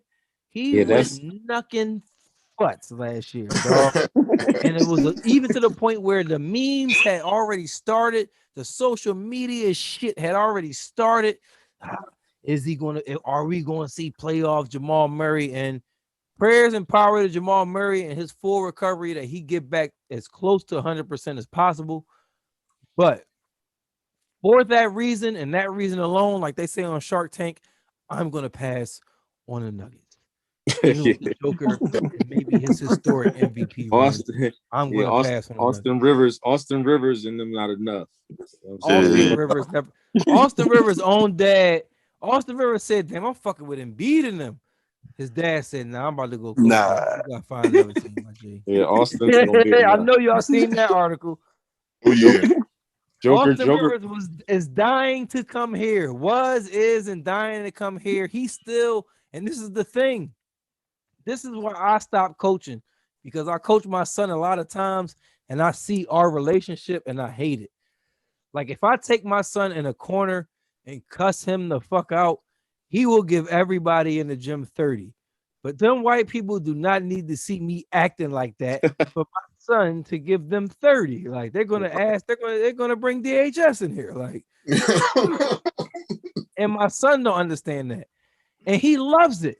He loves seeing me act like a nut and then going out on the basketball court and just doing his thing. I don't know what it is. Like we're humans. We're wired like that. You know what I'm saying? And I say all that to say, I think Austin Rivers is that son. This bull got a decorated resume for a basketball player in America, dog. And I think the one thing that he still wants and yet wants to prove to his dad is that he's the player that he been saying since whenever Doc got that first coupe in the driveway, dog. What are your thoughts on Austin Rivers and Doc Rivers, man? At first, when they first said he was Doc was coming, I thought it was a package deal till I found out Doc said he wasn't coaching him, and I was excited that he got his. Doc, the one that said, nah, Austin will not be here. That's the funny part about it. Is Doc is the one that said, nah, you need to go find another team. Like, right. Out of pocket, man. But I don't know, man. I don't know what they got going on. What happened between the coaching and in the how they say it in the locker room or whatever, but I'm pretty sure they work it out at Thanksgiving. Yeah. The only thing I can take away is that he favors the son-in-law over his son. Yo, do you see how he talks about Seth? Yeah, because Seth is gonna, and he's gonna, and Seth is, but Austin now. Austin's he's doing. He's coming along. He's doing it's the difference, man. And I think it's always Mike. It's how you would be with Deuce. It's how I would be with King, Neef, and Buck. I don't know if y'all have kids, but it's how you would be with your kid. It's just the father-son role. It never fucking changes. Like, yeah, I'm working on mine right now, man. Trying to figure out how to not talk to him like my dad talked to me. It's just high expectation, but you can't shake the high expectations you have for your son, and your son don't even understand. It's not because I think you're a failure or because you can't do it. It's because probably I put you in such this crazy light that you may not even be able to live up to it. You know what I mean? Like when I look at you, I see such greatness that you probably don't even see. That is probably overwhelming for you. When I look at the Doc Rivers, Austin Rivers relationship, I see a lot of that because, like I said, like he was fucking number one in his high school class. Went to Duke. He did all he could do is Duke. He was not part of a Duke championship team, but he did his part at Duke. I don't think his time at Duke, you can complain that whatever happened with Duke and why they weren't Duke. I don't think the blame could be put on Austin Rivers. You know what I'm saying? The thing with that too is though. Go ahead, Mike. Even just the whole father-son relationship thing, like that's what I'm saying. Like even just in like practice, or you don't want nobody to even think of no favoritism, or you don't even want that's because it's his son, or even with the son, you don't want it to be like, damn, yo, you really only coming down on me like this because I'm your son. You know what I'm saying? You just kind of want to be like, I just want to go in here and coach the game the correct way and don't got to worry about anything extra. You know what I'm saying? If I can avoid it, I want to avoid it. Especially with that motherfucking Keith Pompey asking questions. Like Doc, did you have Austin in the last gonna ask the hard question because of your son? Yeah, it's like, you know what I'm saying? It's just extra stuff that can come with it. I mean, it's like, if we can avoid it, let's avoid it. You still in the league. You still gonna get a paycheck. You know what I'm saying? Go ahead over here and get you know what I mean? Go over there, continue to get that check, and we can talk the bullshit from a distance. You know what I'm saying? I think he wants to be. I agree, Mike, and I think he would. I think Doc would much rather be that dad more so as the day-to-day coaching you dad. Yeah, you know what I'm saying? I was values family. You can tell he values. Yeah, when I was in high school, we had my dad coach us for a couple leagues. And on paper, it was actually, in actuality, it was a really good idea because my dad got a better winning record with McDevitt basketball team than any of the fucking coaches do in a little small time or whatever. And it just show you somebody who look at the team, somebody who see it. So imagine the Sixers being the Sixers, and them instead of fucking hiring Doc Rivers, giving one of us a chance. That's kind of like how McDevitt was in the summer league. They let my dad coach us. But I say all that to say, yo, he used to be killing the shit out of me. Like, every fucking play, every this. I'm like, dog, I thought this was about to be. I thought you my dad. Like, I'm supposed to be. It was like the opposite. It was like every fucking. But then he had to explain it to me, like, if I don't do it, like, even whether it was merited, whether it wasn't, it brought the best out of you. That's the one. You're not a bitch, so it brought the best out of you. And number two is, I can't have these people looking at me like I'm about to be showing favoritism to it all. So I gotta turn it up to 20 on you. If I'm on 10 on everybody else, it gotta be 20 on you. Mm-hmm. Even if I know it wasn't your fault that play, it was your fucking fault that play. Right. Like he used to be fuck. Like my dad used to be going ham on me. I like, yo, dog. Like it's me. You know, it's me, dog. Like, it's like, yo, like. So in that effect, I get it. I kind of get, even though we don't see the whole 100% of it, I kind of get what Doc Rivers and Austin Rivers relationship is like, especially on the highest of stages. You got a championship fucking dad. It ain't even just no nigga that's just there. Like you got a championship in the very short amount of time he's been coaching. And in comparison to all of these historic coaches that his name is being brought up with, he been doing some shit. So him as a coach wants to keep that intact. And if that means that I got to give my fucking son the cold shoulder in this business world, then I just need to do that. My son is not without a job in the NBA. He All right. over my son. Right. My son just salivates to play with me. You know what I'm saying? Like, so that's how I see the Doc Rivers, Austin Rivers shit. Yeah. Like I was saying, we could have been seeing Austin Rivers here. I wouldn't have been mad at that at all. I like Austin Rivers. Always like Austin Rivers. Austin Rivers, Lonzo Ball are in the same boat to me. Basketball players who never really worried about money and really loved this game. I think Lonzo Ball or the Ball family in general worries about money. I really think they worry about this game. I really think that he sees himself as that kid in Chino Hills. We just talked about that. Don was just on here. Don talked about you can't discount what high school basketball does. You know what I'm saying? I understand AAU is big money. I understand AAU is big exposure, but you can't underestimate what high school basketball does. Walking through them halls, being the man, doing this, doing that. I honestly think that in his heart of hearts, Lonzo Ball is still the older brother at Chino Hills. I think that as year and year, as game goes past in the NBA, he realizes who he really is, and I think that that's why you're starting to see him play at the level he's playing at. Yeah. Because he's far removed from I gotta be the guy, and just being that I'm not even only a guy, but I'm an important guy. This is my job now. You know what I'm saying? It's a difference when you step in. Hats off to the Ball family, man. And let's get Jello in the league, man. Yeah, I'm for that. I'm for that too.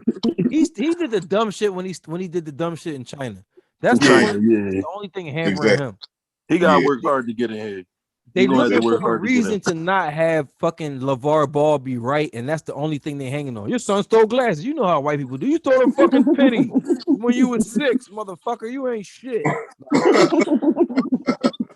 You know what I mean? And that's what it is. Is Jello going to be the NBA elite? I don't know. But can Jello play in the league? I believe if his two brothers look like this, I got to believe that this motherfucker he could do something, right? Giving him the benefit of the doubt.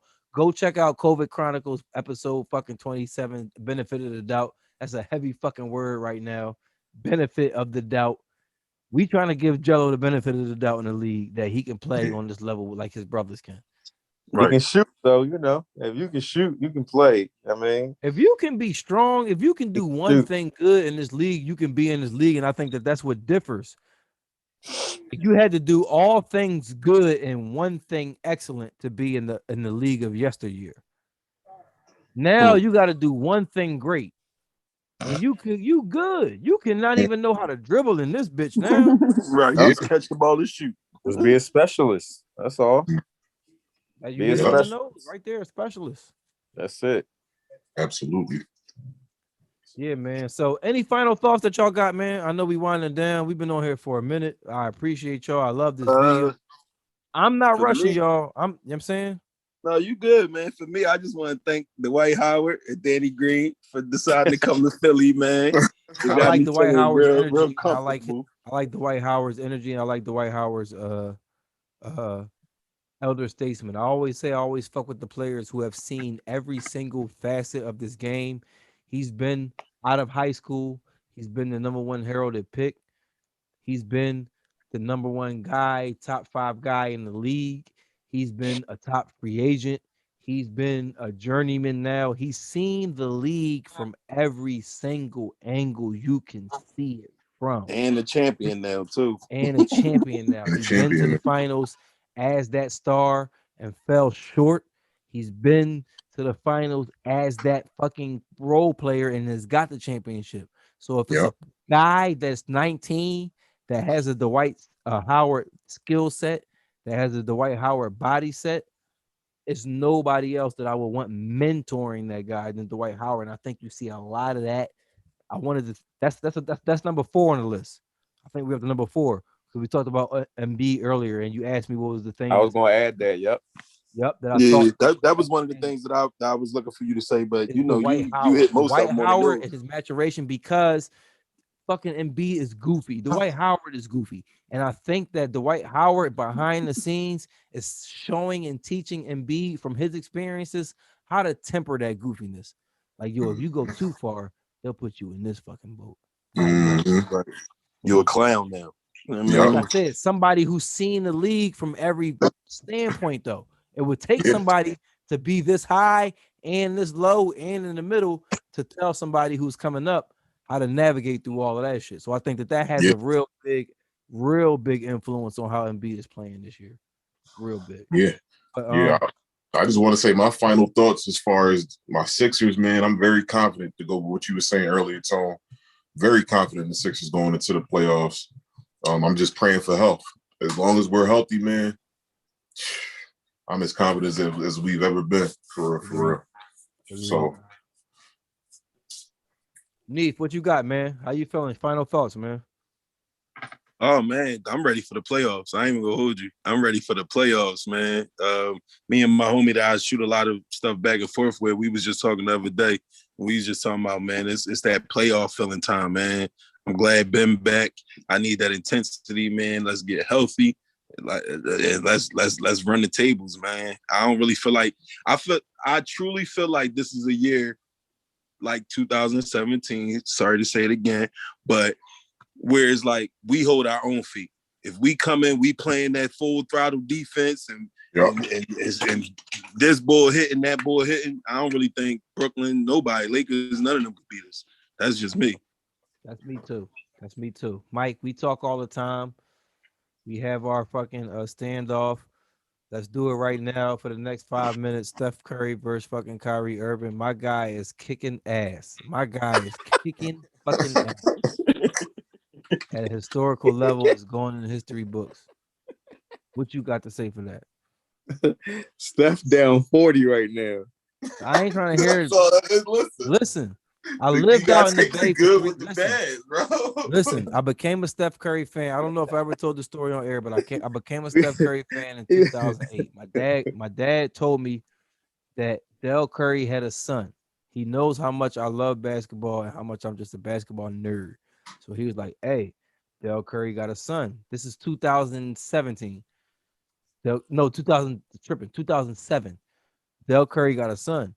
He's playing in the in the NCAA tournament. We should check him out. Cool. Let's check Young Bull out. First year he's in the tournament, he loses in the first round, but he still puts up 30. Cool. Fast forward a year later, it's 2008. He tells me, yo, Del Curry's son playing. Oh, yeah, remember light skinned bull from last year? Oh, yeah, I fuck with the way he was playing. Yo, let me see him play. 2008 is when he became my man. 2008, I was trying to put him in best. You can ask anybody. I was trying to tell people, yo, this is about to be the best point guard. This is about to be the best nigga that ever played basketball. Never seen shit like this. I never seen it. It never made me watching this shit. It never made me feel the way I felt watching basketball. And I've played this shit with some high fucking. I played for John Hartnett when I was in high school, dog. So I played with Marty Collins. I played with niggas in the city. I seen some shit with playing basketball. When I watched this nigga from my fucking house smoking weed, it made me feel a way that I never felt before just watching him, dog. And just to tell you that I'm 36 now. This was 2008. Every time I watch this bull, it's the same feeling every single time. It just don't change. You never know what he's going to do next. Like damn near 10, 15 years later, dog. And that's crazy to me, dog. Yeah. But anyway, 2008, I became a fan. He goes on to whatever is the, you know what I'm saying, the historical run, knocks out motherfucking Georgetown, knocks out Gonzaga, fucking goes head to head with Kansas down there, beats them on the last second shot. He passed the ball when he shouldn't, as we see, becomes an Achilles heel in his NBA development, whatever. all of that being told through his injuries and everything, man, at the level he's playing, the way he's changed the game to where I watch my son and them play and they actually have drills in them and they telling these kids that to shoot the ball from out here is okay if you can do it. If you can do it, this is okay. The way he's changed the game is crazy, dog. And that's all I got to say about Steph. You could say whatever secondary shit you got to say about Kyrie. Who? No, I'm just cool. I'm good. But because I love Kyrie too, man. But go ahead, man. Go ahead, Mike. I love Steph. You know what I'm saying? I know you do. I know you love do. Steph, bro. Like I'm a shooter. So to see a shooter like that, like, yeah, like And I that still shit. hate you, dog. Niggas don't That's even know how much I hate this boy 215 Mike Guts, dog. Like he still owes me everything. That's why he do all of these podcasts because he was supposed to play with me in 8th grade. We both went the same age, but this nigga was too cool. He let me play with all the cool niggas who could definitely hoop. Like shout out to Mark and Randy and Marv and all of them, but they just had a lot of other shit going on. Mike was a real hooper, and I couldn't wonder why for the life of me he would not play. it's that little block he came from. I'm sorry to say, it's that little block it came from. It took him That a little while. he came It took from, him a man. while. We're not gonna It name took it. him a while to blossom, but once he blossomed, man, he became a beautiful flower, Me, man. Mike, and Neef live in a fucking 3-block radius, like depth, like literally in succession. If you just take out Pastorius, like it's my block, then it's Pastorius. None of us live on there. Then it's Neef block, then it's Mike block. Like we literally live like that. Yeah. Wow. So he seen the fuck shit from Mike early too. You know what I'm saying? Just like we seen Neef hair since he was 12, Because 13. I used to need Mike up Simons for y'all You always motherfuckers used to because I need had Mike. Ryan. It's the I'm like, perfect yo, we player could to get. need, but he's I'm too like, cool. man, Like, Mike what do you gets. got to do to get him to play today, dog? I used to beg that motherfucker to come up there with me, man. He in the same vein as fucking Stitt, dog. Stitt, but I'm gonna tell you where Stitt Oh different man, because Stitt actually play. But it's two right? niggas who don't gotta practice, who Yeah. don't gotta work on they shit, who don't gotta Oh, do Mike had shit. that. Mike had that hoop in the driveway. Mike had the hoop in front of the crib, in the back of the crib. Okay, Mike was now always I'm hooping. knowing. That's why he had that shot. That's Dog, why he all I had that know is shot. whenever That he shit was did funny. play, whenever we played 3-on-3s, 5-on-5s, and this nigga was hooping, this nigga never. I seen this nigga miss like 7 times my whole life, dog. I used to love Play. it, man. I only played with him like fucking six times, but I've seen him miss like 6, 7 times, dog. Like, and I'm like, why is this bull too cool for the game? Like, he's just That's what I'm saying. Like, that's why I appreciate Steph, man. Like, you know what I'm saying? Like, Yeah. that shooting shit, like, the object of the game is to put the ball in there. You know what I'm saying? And that man shoots that rock like none other. You know what I'm saying? The only thing we get into when it be the Kai and Steph argument is, like, to me, with Steph, when I say Steph, we instantly go greatest 3-point shooter ever. Like that's what he is. He's the greatest 3-point shooter ever. You know what I'm saying? Like you got to emphasize that 3 ball because this is rare. Even like now, even like this season, somebody can look it up right now. I think he got more made 3-pointers, yo, than 2-point field goals, bro. 2-point attempts, right? No, than 2-pointers made, yo. I think he got more 3s made than 2-pointers made, bro. This year, bro. Yeah, that's like crazy. if you see his game, if you see his splits, it makes sense. I've seen a lot of his splits this year. It makes sense. Like, yo, he's got a lot of 17. He's got a lot of 17 and 23-point attempt games. Do you know how much of a strength that has to be for that to happen, yo? Like, you know what I'm saying? Like, so I'm just saying that to say, like, to me, even when I see teams guarding, like how I said, I feel like Doc and them, they coach the worst game against him. Like, why wouldn't you make this guy a driver?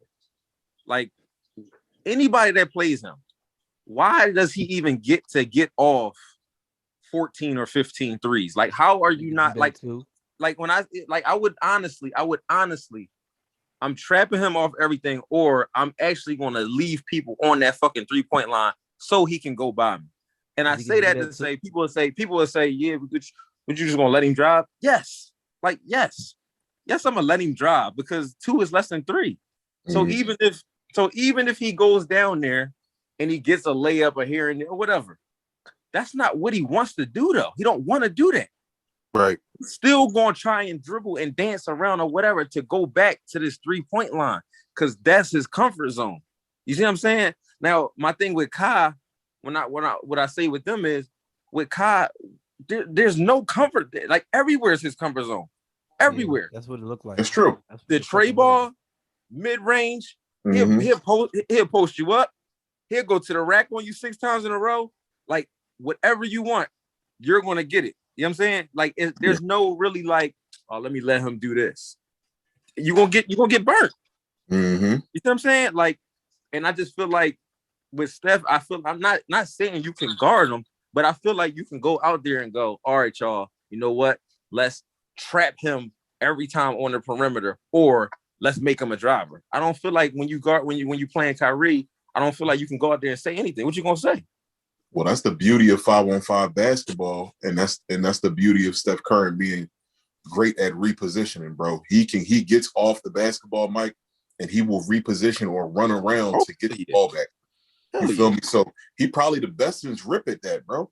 As far as like getting open and using bodies out there to get open, I don't like that's a skill to me. Like I told you that a long time ago. Yeah, that's a skill. That's a like, skill. That's a huge skill. Like he's able to reposition and get himself open when he's being trapped or when teams are trying to defend him or run him off the line. I think, hell yeah, I think that's an element and he of gets like credit let for him kill you. Don't let the rest of the team kill you. You know how they be like, let him get off. Don't let nobody else get off. I think that'd be an element of that with Steph too. Like they be like, you can't stop him, just stop everybody else. And then by the time he done hit 10 threes, it's like, oh well, maybe we should have stopped him.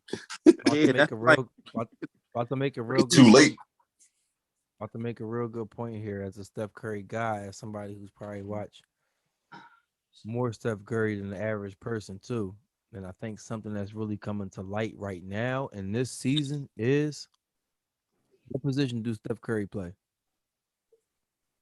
Play point guard. In past years, yo, and I think this is the side of the fucking super team of teams linking up that you don't really see, that Steph Curry probably sits in by himself, yo. Being the point guard in a lot of them games, being on championship runs and knowing what it takes to actually make it to the ultimate level. We seen how they won their first championship and we seen who led them there. You know what I'm saying? We seen the second championship run and we seen the adversity that came. That second championship run, if we said it before, we brought it up before the Kyrie shot. That came down to a moment. We talked about moments. You know what I'm saying? After that, I feel like it became NBA politics and basically what it is now with these teams and how these teams are formulating.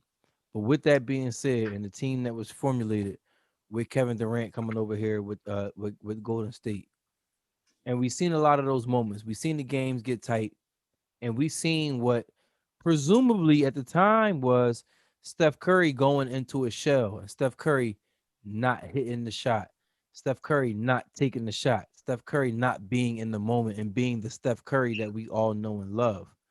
And what I was contending then and what I was still contend now, and this is why I sing Steph Curry praises so high, because I really think that he's a generational player and somebody who we haven't seen before and we will never see again, because outside of the three-pointers for me, it's how he plays the game.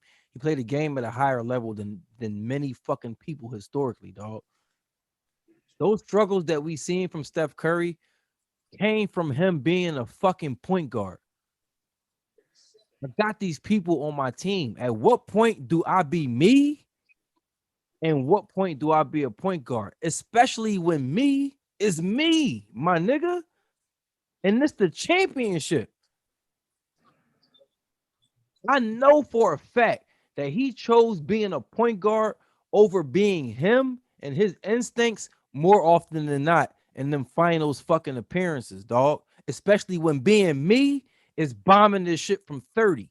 But when it ain't no Durant around, when fucking it's just fucking Draymond, when there's no Clay and it's only me and it gotta be fucking me, and I gotta make the decision how I make the decision. You see how the fuck I get down.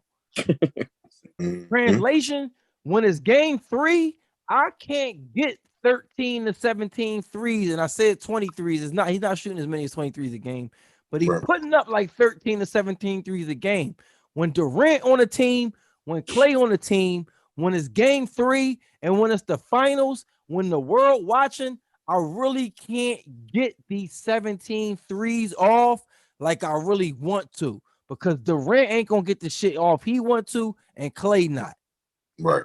But if you leave it up to me, you niggas know I will pull this shit 7 times from 30. And this shit will go down at least 10, and there's nothing not near fucking man, mortal, or God can fucking do about it. But if Durant on my team, I can't do that. You seen Durant and fucking Draymond get into it.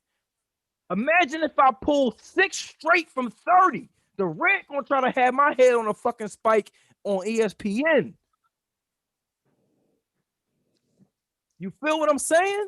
Yeah, absolutely. Durant left there. Give this nigga Bear nothing, and he gonna give you the most you ever seen. But basically, what I'm saying is that shit with all them high level players on his team. I get the knock that he get. But what Uptown Tone been saying, what I can't say in the Chatsketball chat through text, is what I've been saying. If you ask any of my close friends, the Councilman Press Coast, is what I've been saying since 2008. Who the fuck was his teammates in 2008? Chris Richards. Yeah. and what was the big Dwayne? Yeah, right. the triple black nigga that's almost purple. Give me some more, Buck. You know. Who's on Georgetown? Remember the name there? They was. Who's on Georgetown? Doc Rivers' other son? Yup. Jeff Green? Yup. Jeff Green. Austin Freeman. Austin Freeman? Austin was on. And what was he doing to niggas? The dirty. Yup. He's 30 now, my nigga. Don't doubt that Davis and shit can go down any night of the fuck. And I get Kyrie. But that nigga played 11 games at Duke. And he don't have an established. I see it because I'm a purist and I see it. Yep. But it's a lot of like Kyrie is a real one, a real one. Like he a real human playing basketball out here. Steph not human, and that's another thing. That's a difference. Because if we take basketball out of it, Kyrie probably a person that I probably veer more towards. Right. Because I feel Kyrie human. Speaking his mind. I like people who are themselves unapologetically. And I feel how that's starting to coincide with basketball at some points. I feel that 100%, and I'm not trying. Right. I'm never going to take that away from him. But with all things considered, this nigga Steph on another planet.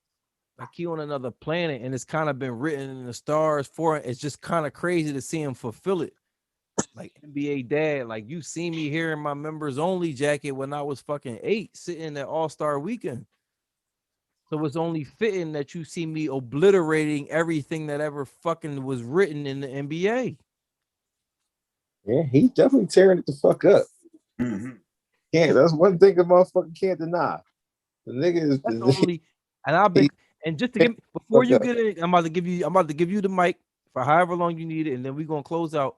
But just give me my credit that I haven't said shit about Steph all season this season. I just been watching. Yes, you have. You started that shit the other day. What'd you say? You started that shit the other day. Like that's what I'm saying. Just give me my credit that I've started my shit within the last 7 days. Definitely baited me right into it. Didn't he put the last 7 days? It's been a lot of NBA guys. It's been a lot going on. I haven't said shit about Steph. I've been sitting here like this, dog. Just what Steph did. What did he do? He had like I'm just waiting. 52 or something. It was something. And you came right in. You came right in. I couldn't take it no more. And I was like, we had games 57. Come on. You got to give me that's what I'm saying. Give me my credit that I'm snapping at game 57, not game 5. No, that's true. I'm the same nigga that in 2009 when Steph was a rookie, niggas was saying who the top 5 point guards in the league. I was telling niggas Steph, and the councilman was like, chill, you wrong. I'm like, all right. He going through injuries. I'm like, dog, I don't give a fuck. Like, he the best nigga. Like, he going through, I'm fighting all that shit. Look, a small caveat, and I'm not trying to big time or nothing like that, but my cousin actually taught Steph how to play golf, and that's why he played golf like that, like he do. Like, my first cousin is like, he really mans with Steph. So my Steph story is really personal, and it's other like, but yet and still, I don't think anything I say in the arbitrary objective world is outlandish. Biased, maybe. Outlandish, no. You can see where I'm coming from. But go ahead, Mike. I was sitting around and I was like, I smell smoke. I smell smoke, and I get a notification on Facebook. Yeah, how can you niggas even mention Kyrie? I said, hold up. What do girls say all the time? Because I said, hold up, smoke alert, hold up.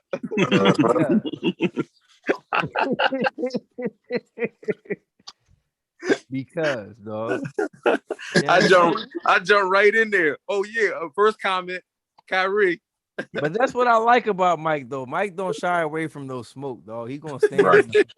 That's what I do. Some days is good, some days not. But yo, look, I appreciate all y'all, Neef, Buck, yeah, man. Mike, my man Dom, aka Nick. If you don't know, it's Dom or Nick. See how he is, man. Niggas is real fucking clever uptown. But I really appreciate y'all, man, because I respect all man. y'all. Thanks for having us, man. Yeah, definitely. For sure. Thanks for giving us this forum, man. Before we leave, I'm glad y'all said that. Now, before we leave, the forum is yours. We go around, start with Neef, then we go to Buck, then we gonna go to Mike. Y'all, exactly, Mike. You already know how I do. You tell everybody that you need to tell where they can find you at or where they can fuck with you at, man. Neef, we gonna start with you. Oh man, I'm just simple, man. I'm Hanif Kelly on Facebook. I ain't got no Instagram, no Twitter, none of that, man. I just talk a little funny stuff.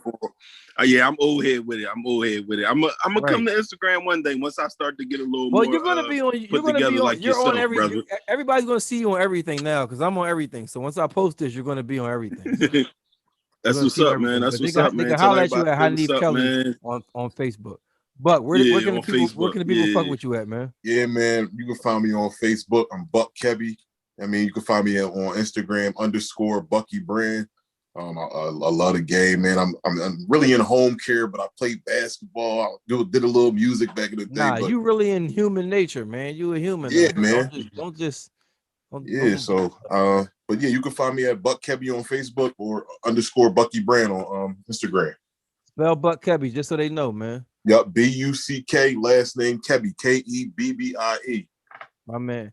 215 Mike, they know where you at, but let them know, man. That drop just came in. I'm coming to get my t-shirt, man. Tell them where they can find you at, man. Listen, man, they already know, man. 215 Mike. You know what I mean? I'm on the gram. I'm on the gram more than anything. I don't even know my Twitter like that.